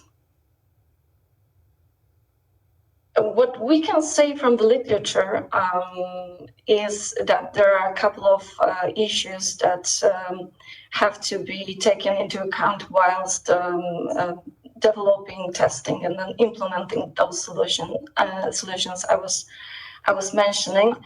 The first one is the effect on the income of households. And the potential risks of increase in energy poverty.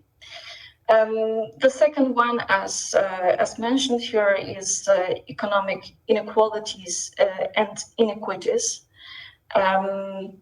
with on the part of those who already work or intend to take up employment in new green economy sectors, is the increased demand for more advanced skills. And also the last thing I would like to mention is this wider multidisciplinary knowledge from workers due to the arising new business models and other social initiatives. And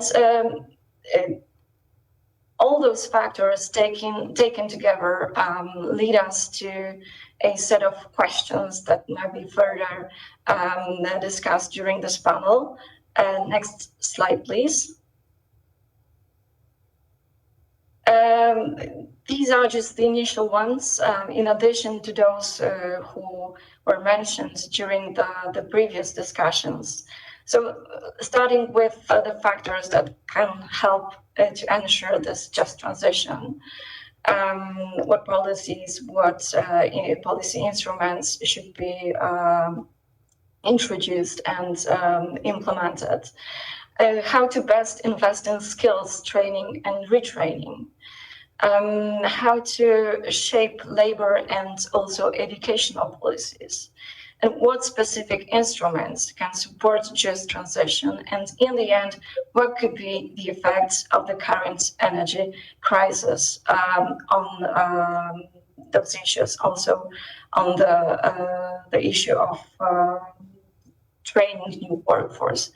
From the perspective of today's meeting, I think that the overarching question is how to involve social partners in the process, how to ensure that all voices are heard, and how to collectively make the European Green Deal not a muzzle, but a chance for everyone.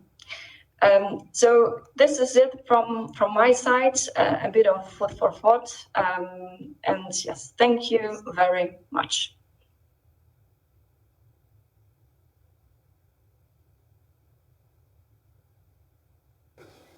Thank you very much, Agnieszka. I mean, immediately to my mind there would come a couple of questions, but let's leave it for the answers and questions and answers round at the end of the session. So without further delay, MEP Beksa, you are in the European Parliament, which is very much, without any doubts, in favor of the green transition and ecological transition as such, with all these consequences. At the same time, you are well rooted here, and you know the public opinion and the moods and the fears of the Czech population, in some regions even bigger than in other regions. Your approach to the things and your proposed actions, policies, and so on. You've got the floor. Thank you. Thank you very much. I will try to elaborate on that in English.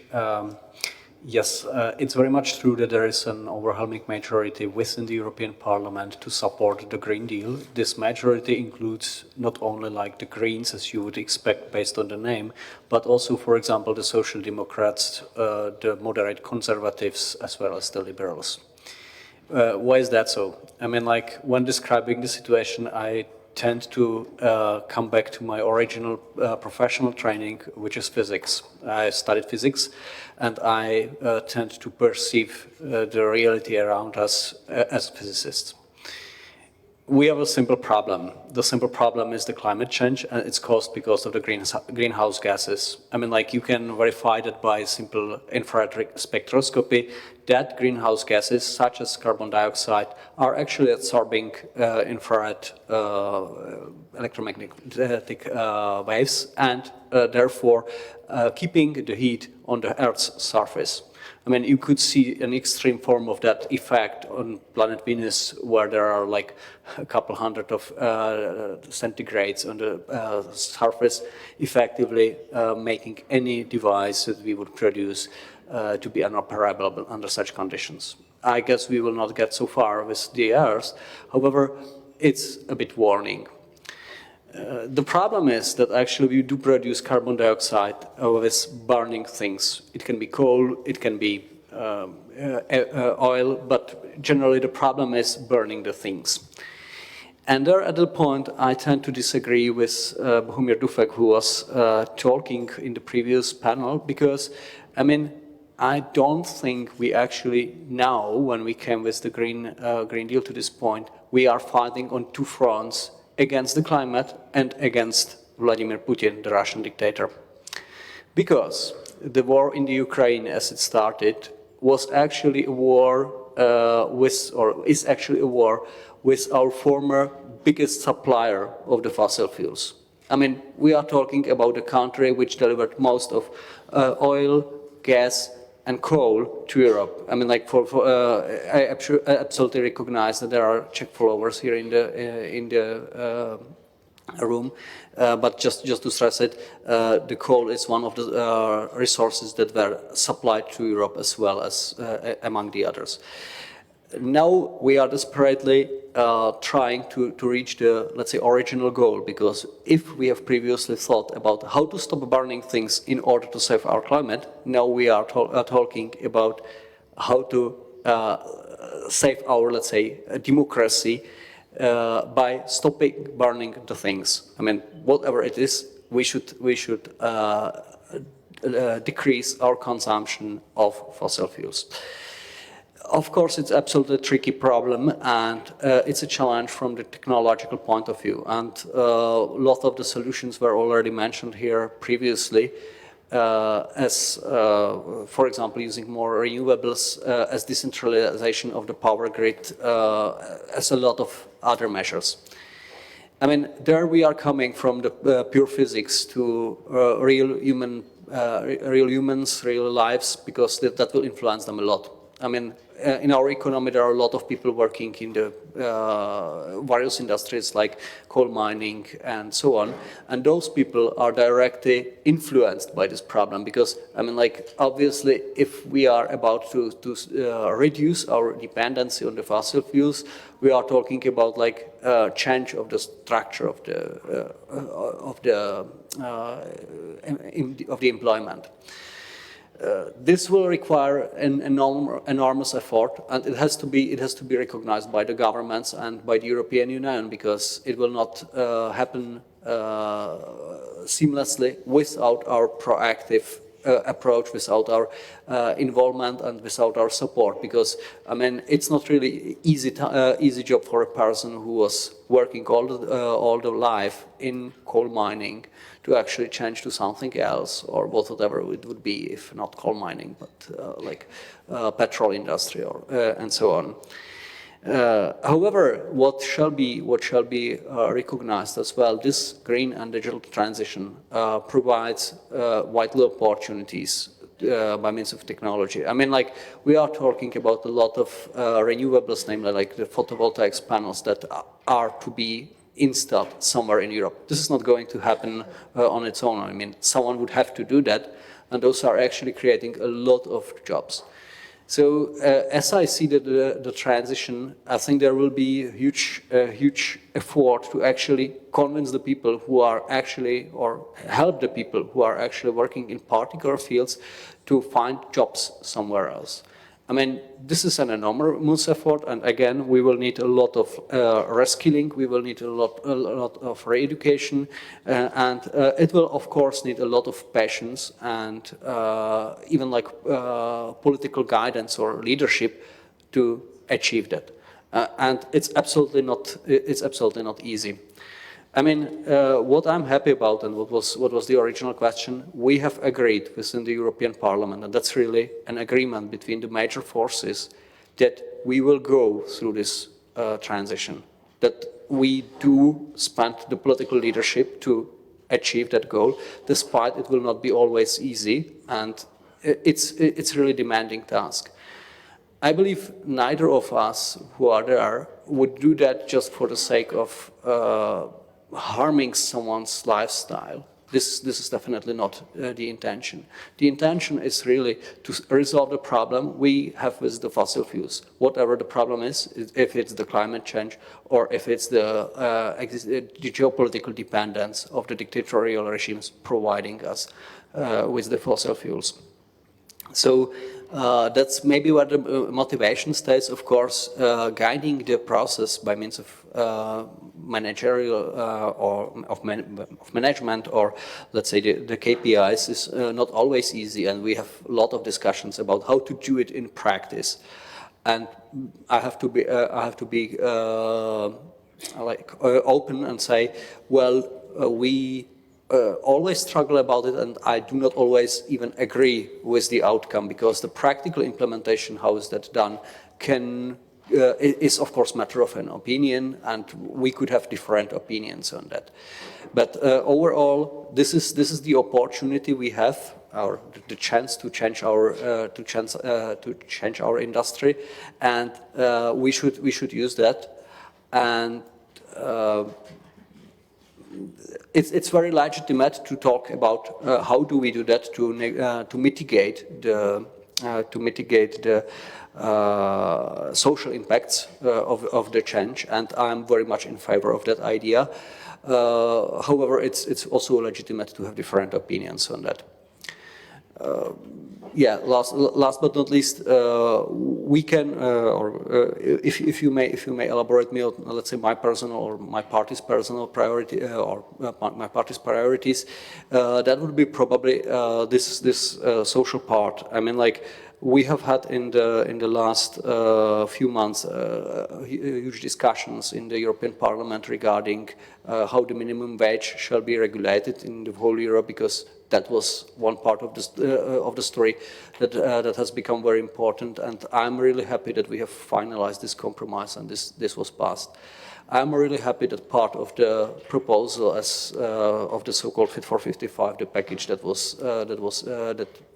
provides the solutions, is the so-called social fund to actually cover the energy poverty all across Europe. Because what shall be pronounced is we have huge differences between the wages in the eastern and in the western part especially, and at the same time all the people are actually buying their electricity or the energy on the same energy market. So this is something which shall be tackled, and it is being tackled. Maybe I wish the amount of money that is dedicated for that purpose would be even higher, but we are always like limited by our budgets. Last but not least, those are the solutions on the European level. But what shall be always recognized, and what is very important, is to find solutions also on the national level. And there I strongly believe we need to have a social dialogue, both on the European level and both on the national level, because that actually brings the tailored solution for the local problems. So I'm really happy to actually have the opportunity to talk here in the ESC, because I perceive the institution as the one actually ensuring that aim.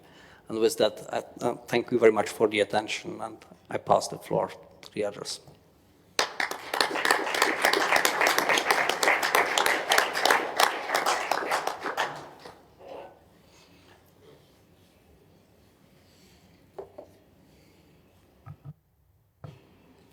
Thank you very much, Mr. Peksa. It's lovely to learn that we are having such a strong ally in the European Parliament on the minimum wage and social dialogue. Thanks for that. We are going to be developing on that. Ludovic, we have heard quite, some information.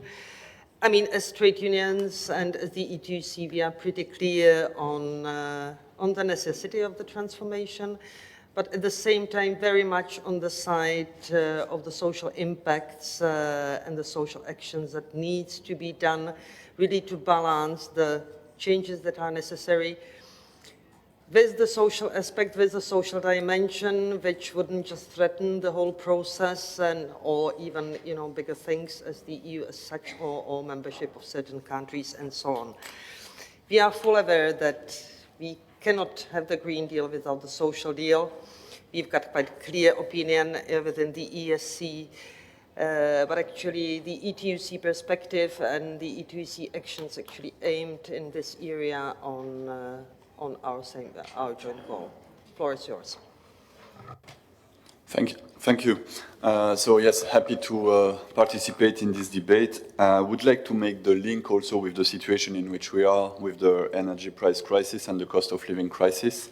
This crisis shows the dependency we have to fossil fuels and to gas and to especially to imports of fossil fuel.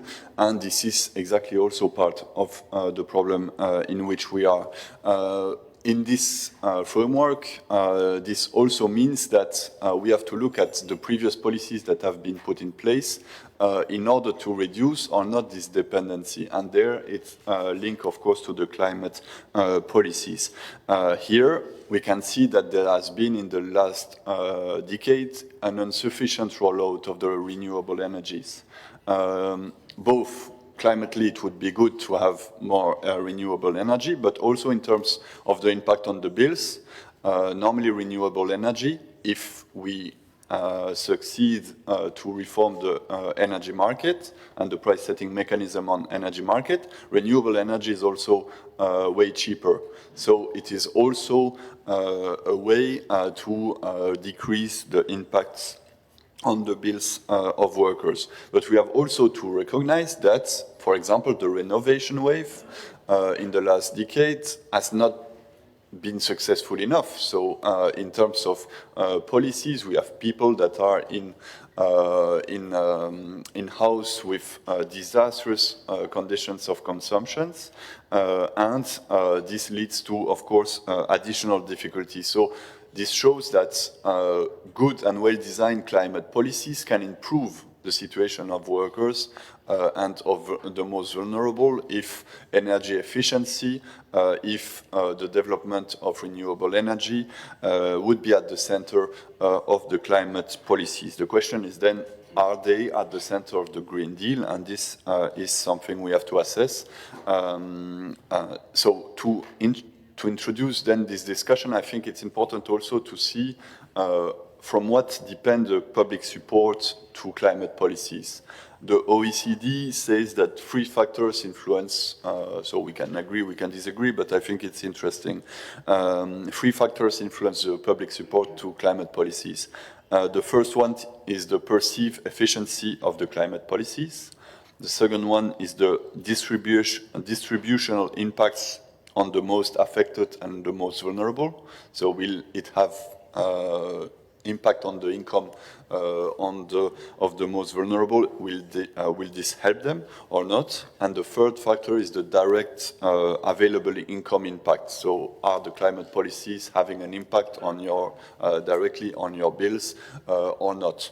If we have to look at the Green Deal, the policies that are put in place that are mostly based on market, on price signal, on price signal and on market-based mechanism, for sure will have an impact on the bills of people.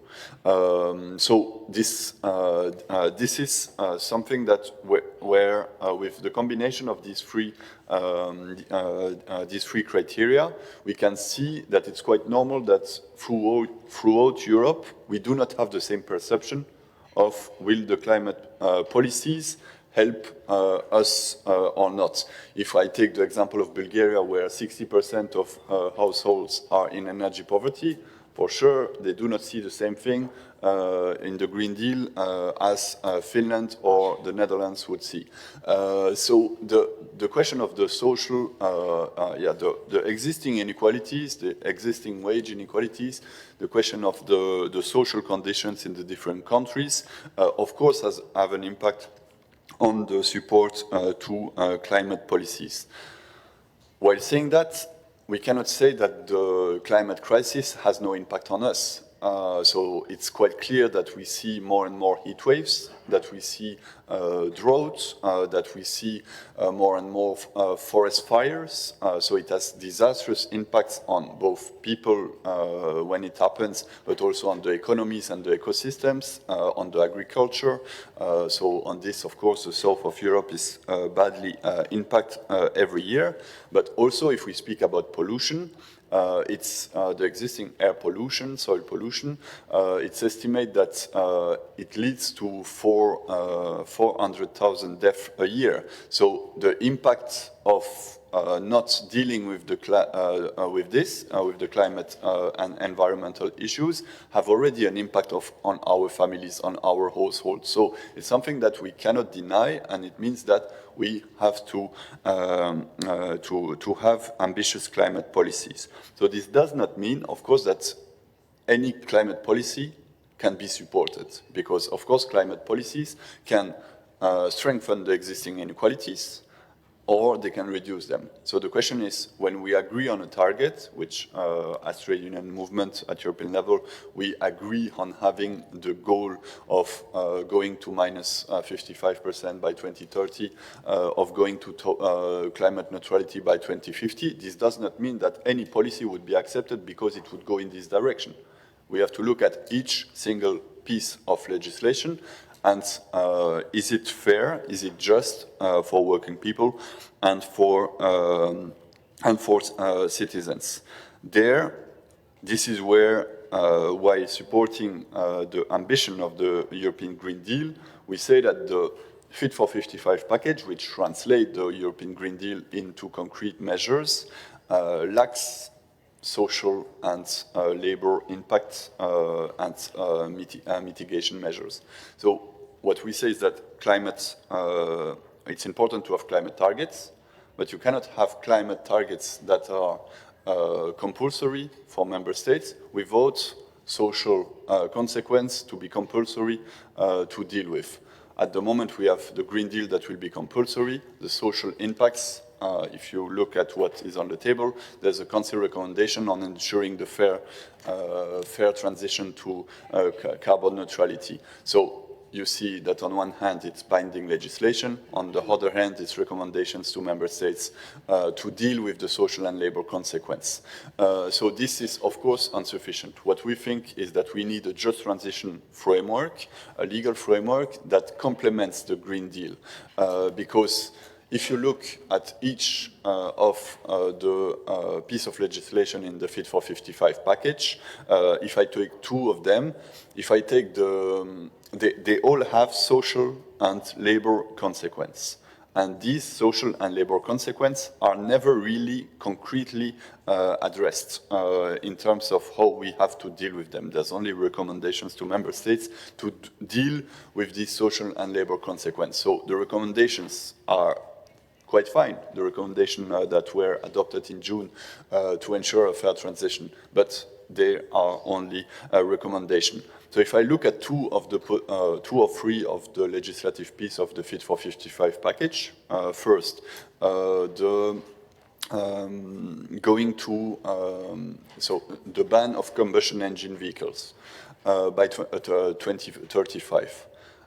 So while saying this, okay, this makes sense on climate, on the climate target, but there's no anticipation on the change that it will lead in the automotive sector.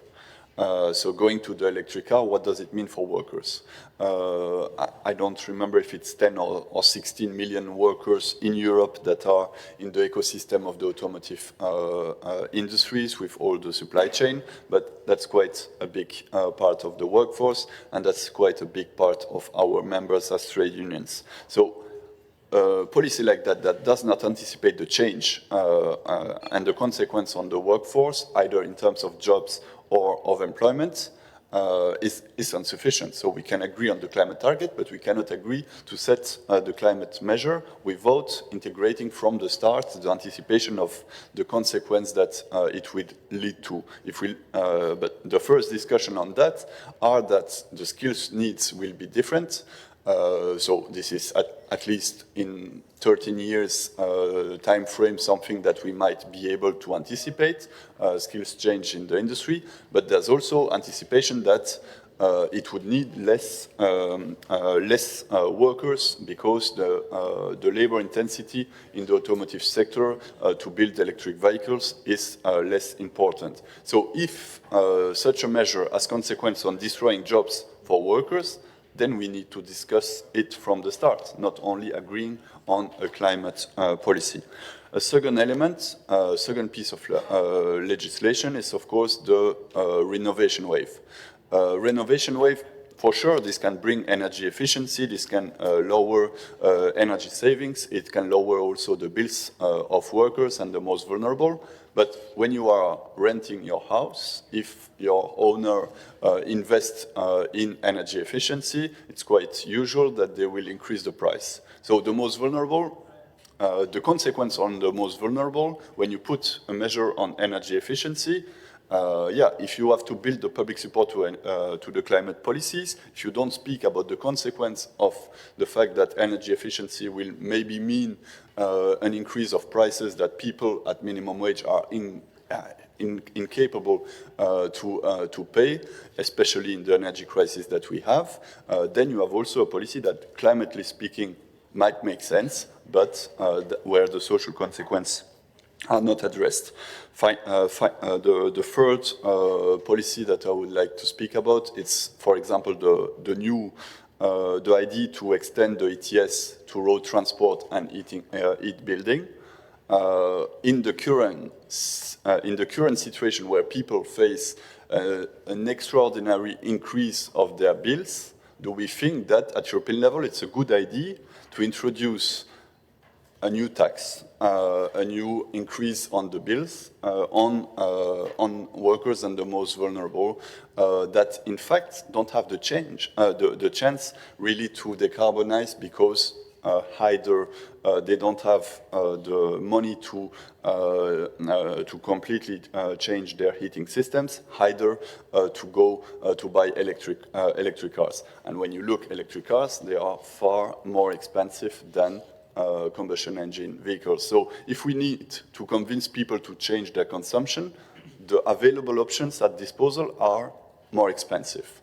So this is something that without anticipation cannot be done, and I think it's not a good signal to create an ETS2 that would even further increase the price on the bills of workers in 3 or 4 years, where we have a crisis on energy that might last for 10 years. So do we think that it would be a good signal? No. On the other hand, this policy option, the ETS2,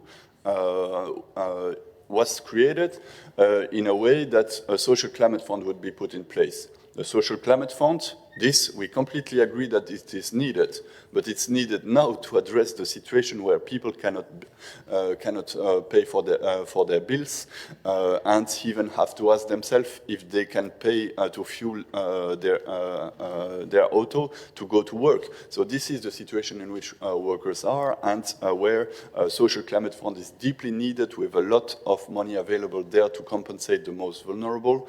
And in this idea, the social climate fund should be de-linked from the idea of the ETS2. This is the way that the European Parliament has discussed its mandate in July, so it's going in the good direction. But on the other hand, the Council is still sticking to an ETS2 with a social climate fund that would be quite low. So if you have a social climate fund that is badly financed and that you have an ETS2 that has impact on everyone, of course people will not see that it is a fair proposition. So what can we do to do that? If we agree, what can we do then to ensure real support to good climate policies? We have to tell how these policies have to be. If we disagree, for example, with the ETS2 extension to road transport and make the final bill paid by consumers, then we have to say what we have to do. And there we say, for example, more regulations, more standards, for example, for these sectors. So, of course, all sectors will have to decarbonize, but how is the question? And there we have to impose our proposals. To conclude, what should be in the just transition framework that the ETUC is advocating for?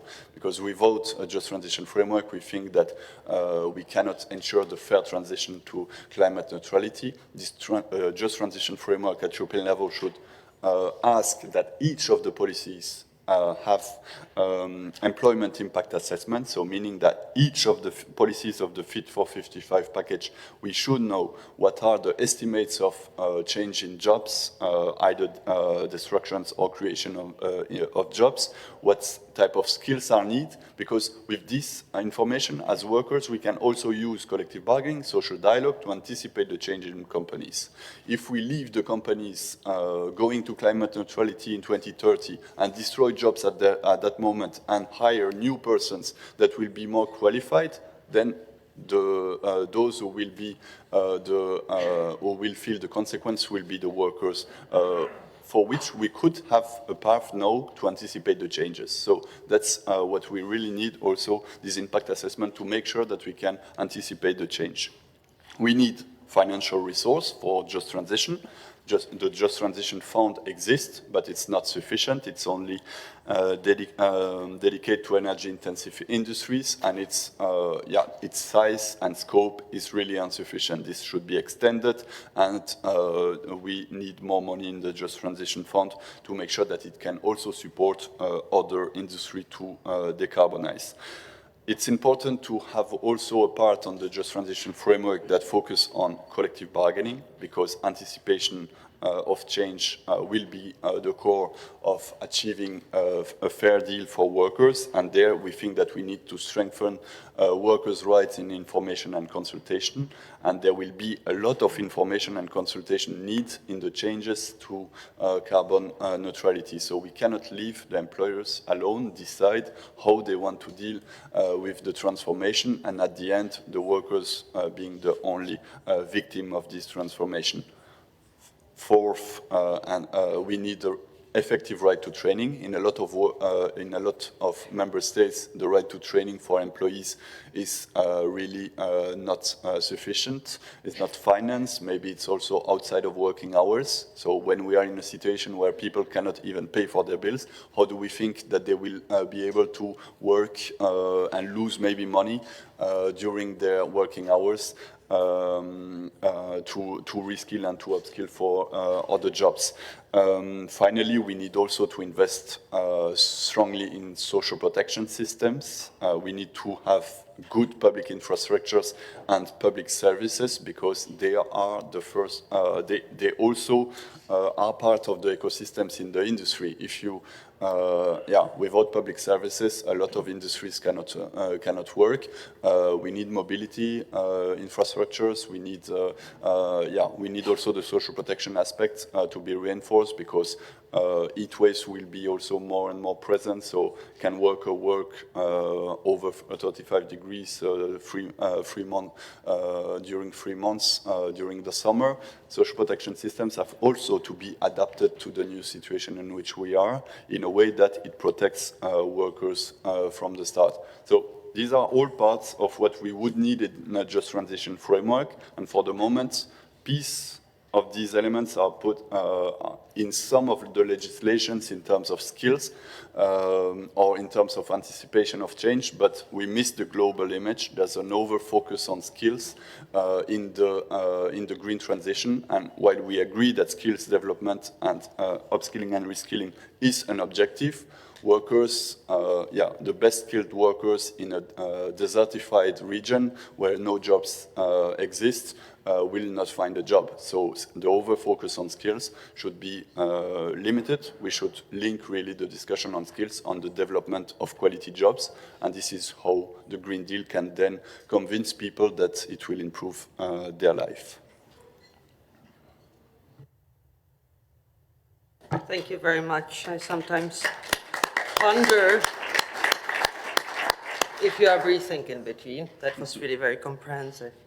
Without further delay, Oliver, Group 2, ESC, and the transformation.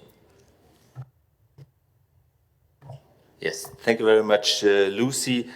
I think I can save a bit time, because Ludovic ticked all the boxes, I would say, almost all the boxes, and I am very grateful for this statement and report. I think it reflects to a very big extent also our demands in our group. And I would like to take this opportunity here at the beginning to affirm again that we always, in our group, we always made it clear that we are committed to the goals of the Green Deal. We affirmed repeatedly our support for the Green Deal, also for the Fit for 55 initiatives. So there's no doubt about this. I think we all agree. We just witnessed over summer the drastic and dramatic consequences of climate change, although we are still in a very early stage of this climate change, to be very clear.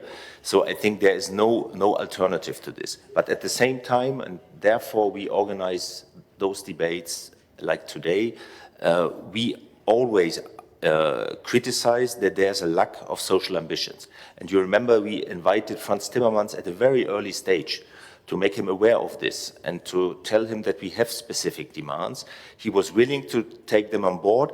Now we can see that this hasn't taken place in a sufficient manner. And this is the problem we have still to address.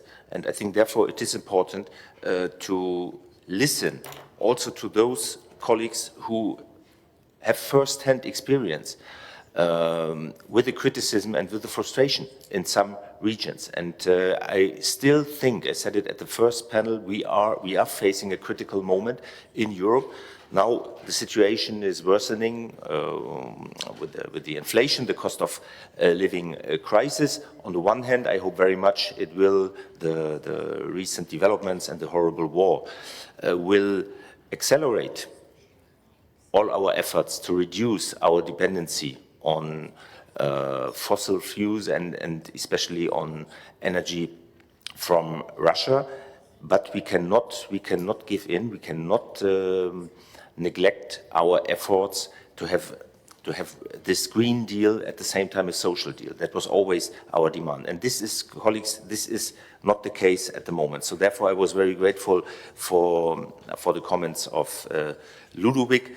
I can maybe just add a few points to this, because we have heard and I welcome very much the first presentation of Agnieszka Kulesza about the possible impact on the labor market. I think this is crucial for all of us, and she pointed out the let's say the challenges for also European labor market, and we can see that the green transition consists of many different dimensions: job losses, employment transitions, but also millions of new jobs which will be created. But we knew at the same time that there will be winners and losers in some regions. And I think this is our main task, to keep economic and social coherence within Europe and to support especially those regions which are the most affected of this green transition. And therefore I think it's a very good place also to be here in the Czech Republic. I know that you have several regions which are currently undergoing serious transitions, and I would also inform you that we as Workers' Group have commissioned a study on the impact of the energy transition on the labor markets in different regions, because we are not only talking about countries, we are talking about specific regions. The results will be ready until end of the year, and at the same time this committee will adopt its own initiative opinion on the same question. And I think it's still not too late. It's still not too late to take some lessons from some regions where we could already see some success stories, but also examples how it shouldn't work. And we can see in recent elections, even if I don't say there's always a clear link, but we can see that in those regions the frustration is growing and the trust in governments is massively decreasing. And this is really an alarming signal for us. And here I'm coming back to the point I mentioned at the beginning. Prague, Bratislava, in Rome, but also in other countries, we had massive trade union mobilization. And I think this is necessary. We cannot leave those concerns to extremists or even to anti-democratic parties and movements. We as trade unions have to be the advocates of the just transition of the concerns of our colleagues. I think this is essential, and this is actually also the reason why we have organized this debate today and why we say that collective bargaining and social dialogue must be always the starting point. I think this is, for me, also what I learned from all the interventions. The whole transition, the structural transitions, have to be accompanied by strong workers' involvement. Not only workers, all stakeholders, but in our case, when it comes to the company level, workers' involvement. So we have to strengthen this framework, and I'm grateful that the Parliament is an ally for this, for this. Mikuláš mentioned it, the minimum wage directive, with all the criticism, is an important step in this right direction. I always say it's a collective bargaining directive rather than a minimum wage directive. And now it's also up to the member states. And Joseph said it in the morning to the labor minister. You have now to take action immediately to make sure that trade unions, works councils are on the table when they negotiate not only wages, but also the transition process in the regions that are concerned. Another point I would like to mention again and a bit elaborate is the question of social security. Also, this was mentioned by Agnieszka and by other speakers. We have to strengthen our social protection systems for those transitional processes. And it was mentioned that we have now a recommendation for a minimum income on the table. Fine, I regret that it's only a recommendation because it's not the first one. We had several in recent years. The impact was very much limited. I hope it's different this time, but I would focus on one specific point because we in this committee, we also said that we have to set Europe has to set minimum standards in the field of social protection without harmonizing the systems. No one wants to harmonize unemployment insurances. The differences are too big, but we should set clear minimum standards because I think we cannot allow that we have first-class workers and second-class workers, but also first-class unemployed and second-class unemployed in Europe. We adopted a few years ago an opinion, and we found out in our country visits that in some countries, even if you pay years or decades in the social protection systems, in the case of unemployment, you lose all the benefits after 3 months in some countries. And in other countries is almost unlimited. I think here it's really time to action for the European Union, at least to make a first step, a clear monitoring and a benchmark system. And then if this doesn't work, then we need also binding measures. This is the position of the ESC, and I really call to the European Parliament and to Nicola Schmidt to introduce this aspect in this recent minimum income recommendation. I think this would be a concrete point how to improve this proposal. And it was mentioned, therefore I won't go in details, but we have initiatives on the table to address the challenges, the social challenges, but they remain still fragmented. When it comes to the Just Transition Mechanism, Social Climate Fund, we have also the non-binding Council recommendation on ensuring a fair transition towards climate neutrality. They are first steps, they are important steps, but more is needed, and I would like to support what previous speakers and Ludovic have said. A proper social climate fund has also to deal with a broader range of the distributional effects of climate policies with targeted measures against energy and transport poverty. So I would like to join those who said all the proposals have always to be accompanied by clear and binding measures that mitigate the social impact. This is not the case at the moment. We have really to work on this, and time is running. Time is really running. We cannot afford to lose the time and to lose also the trust of workers and working families across Europe in the European project. Also, this was said in the morning. And the very last remark, training, reskilling, upskilling, I think we in the committee, and I have a look to Tatjana, I think we are champions of this. This is clear. This is essential to manage the process. But to be clear, it's not enough. It's not enough. It has to accompany. It has to accompany the measures, also the industrial policy. But if we insist on clear measures for training, reskilling, and upskilling, then we said, I think we need a more standardized system within the European Union that ensures that all workers have the opportunities to reskill and upskill during their careers. Also there, in this field, there are many things still to be improved. But just to conclude, once again, I think the instruments have been mentioned to support just transition, because I think there's no alternative. We have to make this Green Deal a social deal, otherwise we all will pay the price. And social dialogue, collective bargaining, from our point of view, must be always in the heart of this Green Deal. So this is once again my appeal to this debate. Thank you very much.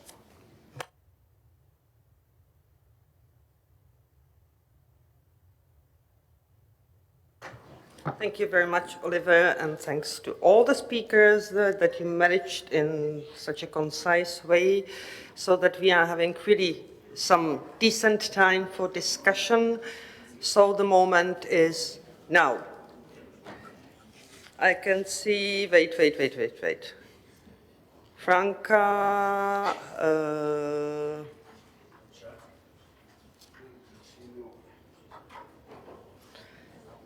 Joseph. Yolanda, could you do it for me, please? Okay, so let's start with Franca. As you are really many, try to limit yourself to, let's say, 2 minutes, so that everyone can get the floor and we can get the response from the panelists. Thank you so much, Franca. You go Merci. Merci, Lucie. Bonjour à tous et à toutes. Donc, je parle français. Je représente la France. Et d'abord, hello, I would like to come back to what Agnieszka had to say. She spoke of the figures. Figures from the ILO, 6 million of lost jobs, 24 requalified, 1 million for the Commission. I like figures. But if we look at these figures in a global way, they tell us nothing. On the contrary, I think that the figures are not right for people or for a territory or for a region. For example, an example from the automotive industry in France. It will lose 10 million jobs by 2030. And why? For nothing. What do the trade unions and other organizations require for the automotive industry? They, of course, ask for bigger governmental support, and they want fair transition. There are leading bodies in the regions that ask for that support. But they must also tell the employees that they have to get ready. Otherwise, they will stay without a job. And we also ask for some redrawing. For example, utility cars are no more produced in France.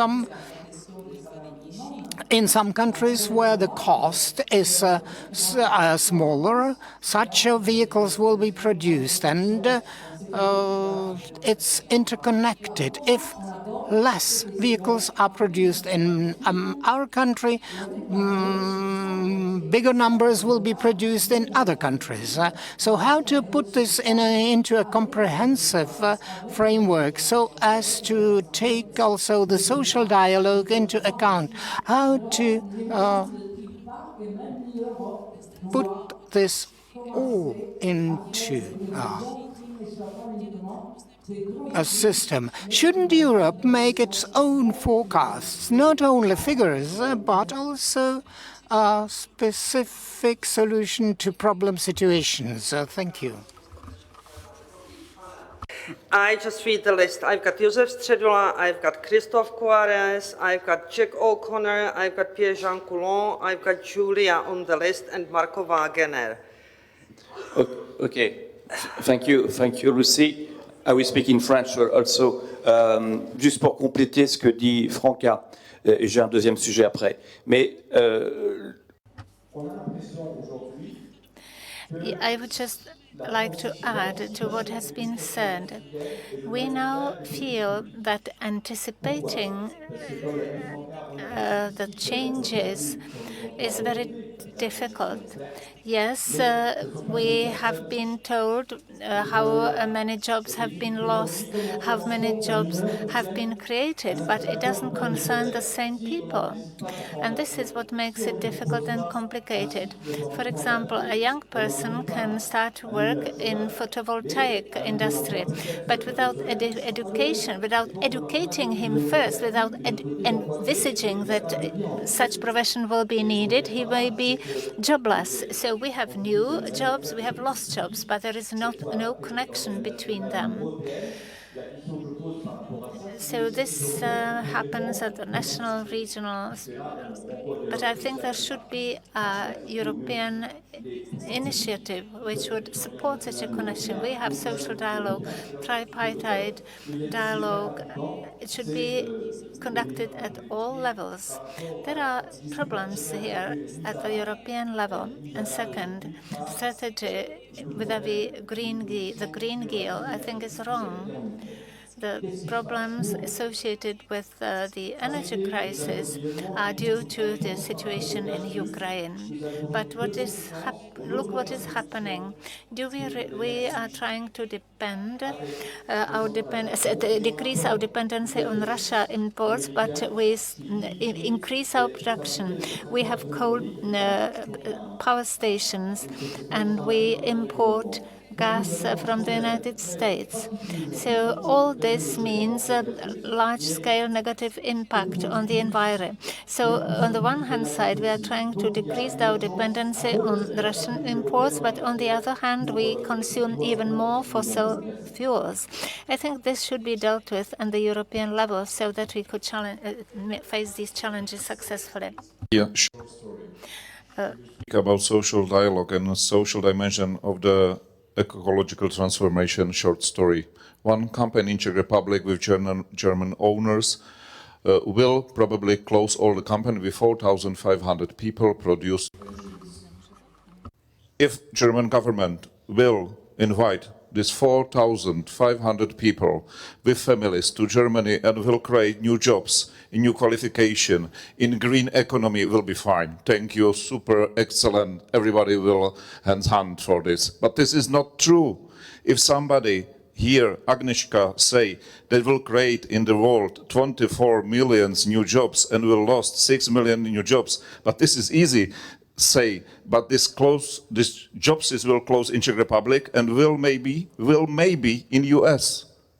But please be careful, because this is tragic mistake. If we want to speak about people, this is person, family, city, village. This is not world, this is not other countries, this is not 500 kilometers, maybe some new job. This is about cohesion. Please thinking about people, concrete people, not about sky, not about ideas, because this is life. What we speak, this is maybe some sky, nothing more, nothing less. This is real life. Please support this real life, and thank you, Oliver, for your sentences. This is what we must do, what we must concentrate, where we must look for some future results. Thank you. Thank you very much, Joseph. Jack O'Connor, 2 minutes, please.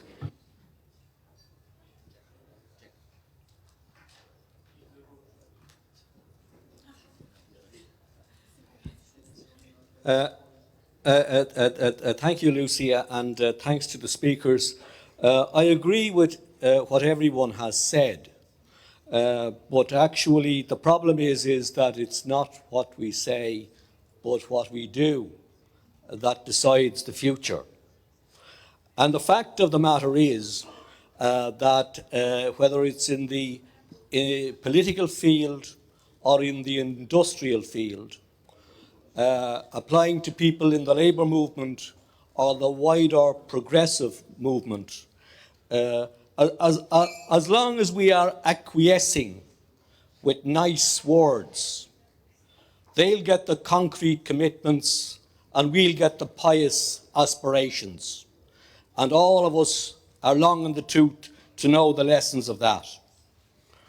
I want to suggest that all of us are perhaps due to concern that the transition won't happen, or that we will be depicted as some kind of Neanderthals for opposing it, are limiting our capacity to influence the future by acquiescing with these nice words. And I think that it's time for all of us to review our strategy in relation to the transition. For example,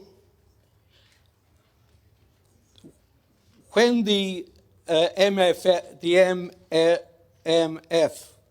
was decided, the Just Transition Fund was squeezed in the process. I think we made a mistake then in not unrelentingly condemning that, because that was indicative of what we're talking about. It was totemic. And I think we have to be uncompromising to the extent of voting no or withholding agreement in the industrial field. We have to be uncompromising on the principle that leave it to the market won't work. Fine in relation to skills and training, if it's real, and it's not all real, as we all know. But if it's only about skills and training for people in the areas most severely affected to go and work elsewhere, that's not addressing the issue. And what's required to address the issue in this example is state investment on an unprecedented scale. It means governments and the European Union taking equity, establishing new companies, going into cooperation on equity with the private sector, etc., so on. Otherwise, these areas which are most severely affected will become wastelands. And we have enough wastelands which are open to exploitation by the opponents of the green transition, the opponents of democracy. And it's time we did more than just criticise. I think we have to withhold agreement, both in the industrial and the political field, and I think it applies not just to those of us in the labour movement, but to the people in the wider progressive movement, the green movements, and so on. And it's only when we withhold agreement that they will stop and look. Because as long as we are prepared to go along with pious aspirations, they'll roll over us. That's what I think.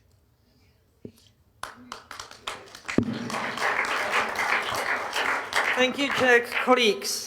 This is a very difficult situation for me. We are having 10 minutes left, 4 more speakers, and I'm not adding the chance for the panelists to react. Are the speakers, which are now Pierre-Jean Coulon, Julia, Marco, and Javier Dos, in a need of having a contribution, or could we just leave the speakers the chance to react on the discussion?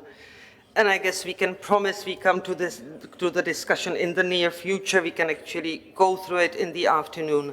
Could we agree with that? Asking you, Julia. Could we do like that? Javier, Pierre-Jean, Marco. Thank you so much. Very nice of you.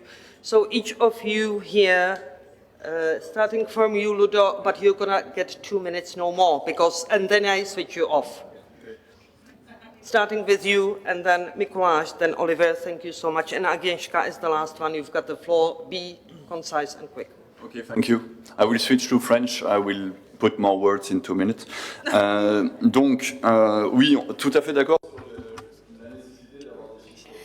Okay, so it is necessary to have accurate figures about all regions in order to have a total picture.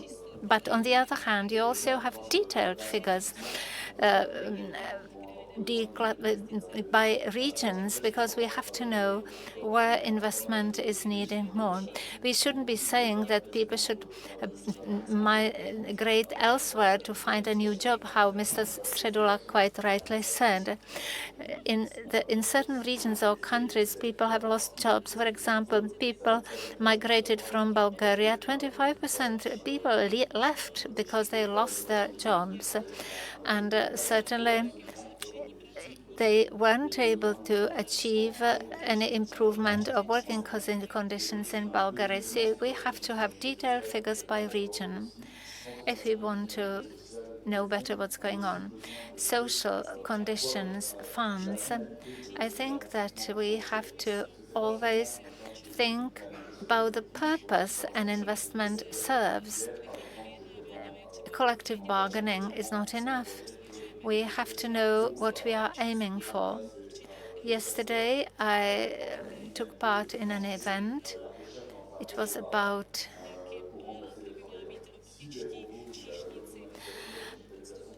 an attempt to introduce robots instead of waiters in a bar. I don't know what it would be what good it would bring, perhaps some shortening of working hours. But if the profession of waiters were to be eliminated, then it would be a disaster. 2 minutes have elapsed. Regarding the combustion engines, because I believe it's important and it's important example to talk about. The problem is, and you can see it directly if you go into any electric car, there is one part missing. There is no gear stick. You do not do that because for electric engines, it's simply not needed. This is as a result that all the combustion cars, they have roughly twice more mechanical part comparing to the electric cars. This is simply a matter of technology. Unfortunately, if we perceive this change that is ongoing, it is very likely that the demand for machine parts will decrease, and therefore probably those people who are working in the automotive industry will face the problem that there will not be such a demand for people who are specialized in machine parts production.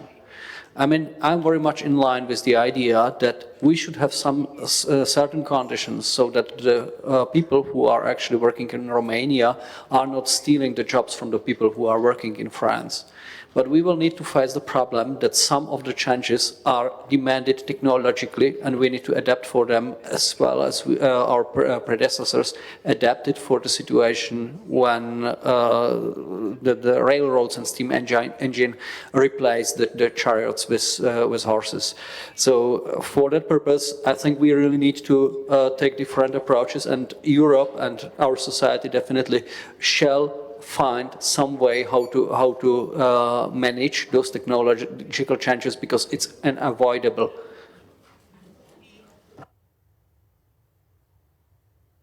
Thank you very much. Also, thank you for keeping the time. Oliver. Yes, thank you, Lucy. I will stick only to one point, and this is what was pointed out by several speakers, and what I wanted to say at the beginning, that some regions and some workers will be more concerned than others. So it's not only a balance in the end that we will draw, and that we will say, well, we have and I hope we will have a positive balance in the end, that we will create more jobs and hopefully more quality jobs in the end, but we will have definitely regions where the balance is negative. And I think we have to concentrate on those regions. And once again, what we are doing at the moment is we try to take initiatives at European level, but mainly at member state level. There are massive packages now to support especially industry, but also consumers. And I think, once again, we have to coordinate this at European level. I think we should not go on with uncoordinated national initiatives. We should learn from the past. Therefore, I fully subscribe to the demand to have a new SURE program, which is adapted now to the crisis at the moment. And I think this would be absolutely essential as an immediate step to show that we will support the most affected regions. And the last just example I would like to give, we always look into success stories, and another positive example is that global employment in the wind energy sector grew to 1.4 million jobs in 2021.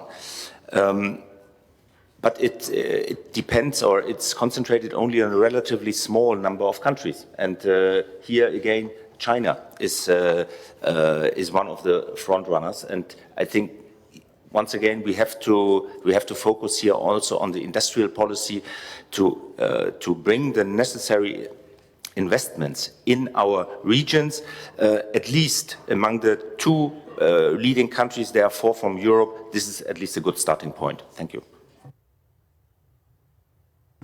Thank you very much. Agnieszka, do you think you would like to reflect, but really very shortly? Yes.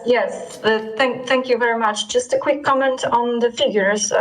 Basically, I agree what was said by Ludovic on that, and I also, acknowledge and hear the voices from France and Czech Republic, and I totally agree that whilst discussing the figures, you should take into account the industry and also the level that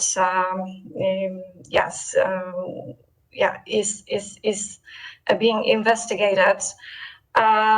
This is why, in the report that was mentioned already a couple of times during the discussions today, we are concentrating specifically on the chosen regions and also taking into account the specific sector. I totally agree with the voices that say that the numbers themselves don't say much. These are concrete examples of workers, of people, and also, as I said, of industries and regions. So just a quick comment on that. Thank you.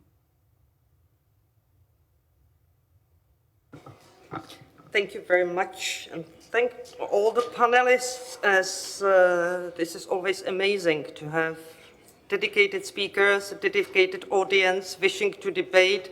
So I promised to the fourth that I didn't have the chance to speak now to be on the first one on the list in the afternoon panel. As usually, I didn't kept enough time for myself, so just one comment on the discussion in this panel. What we need to fight for, the transition to be just and fair for everyone, as regards the impacts, but as regards also the price which is paid. And we just need to fight fiercely that our part, which are the workers, families, citizens, is not the one who is just paying the whole sum of it. I'm sure that the afternoon panel will actually develop on the discussion we did have by now, so looking forward to it. And just one housekeeping issue before going to lunch, which is just now on the agenda. We all, as we are sitting here, will just go to the stairway where the registration have been made, and we are going to make the family photo. Although it doesn't look like, but we all should be able to get there and have a nice family photo. So please follow the hostesses, which are somewhere here outside the hall. Don't go out, let's just go to make the family photo. Then we go for lunch, and then we continue at 2 o'clock after the lunch. Thank you so much.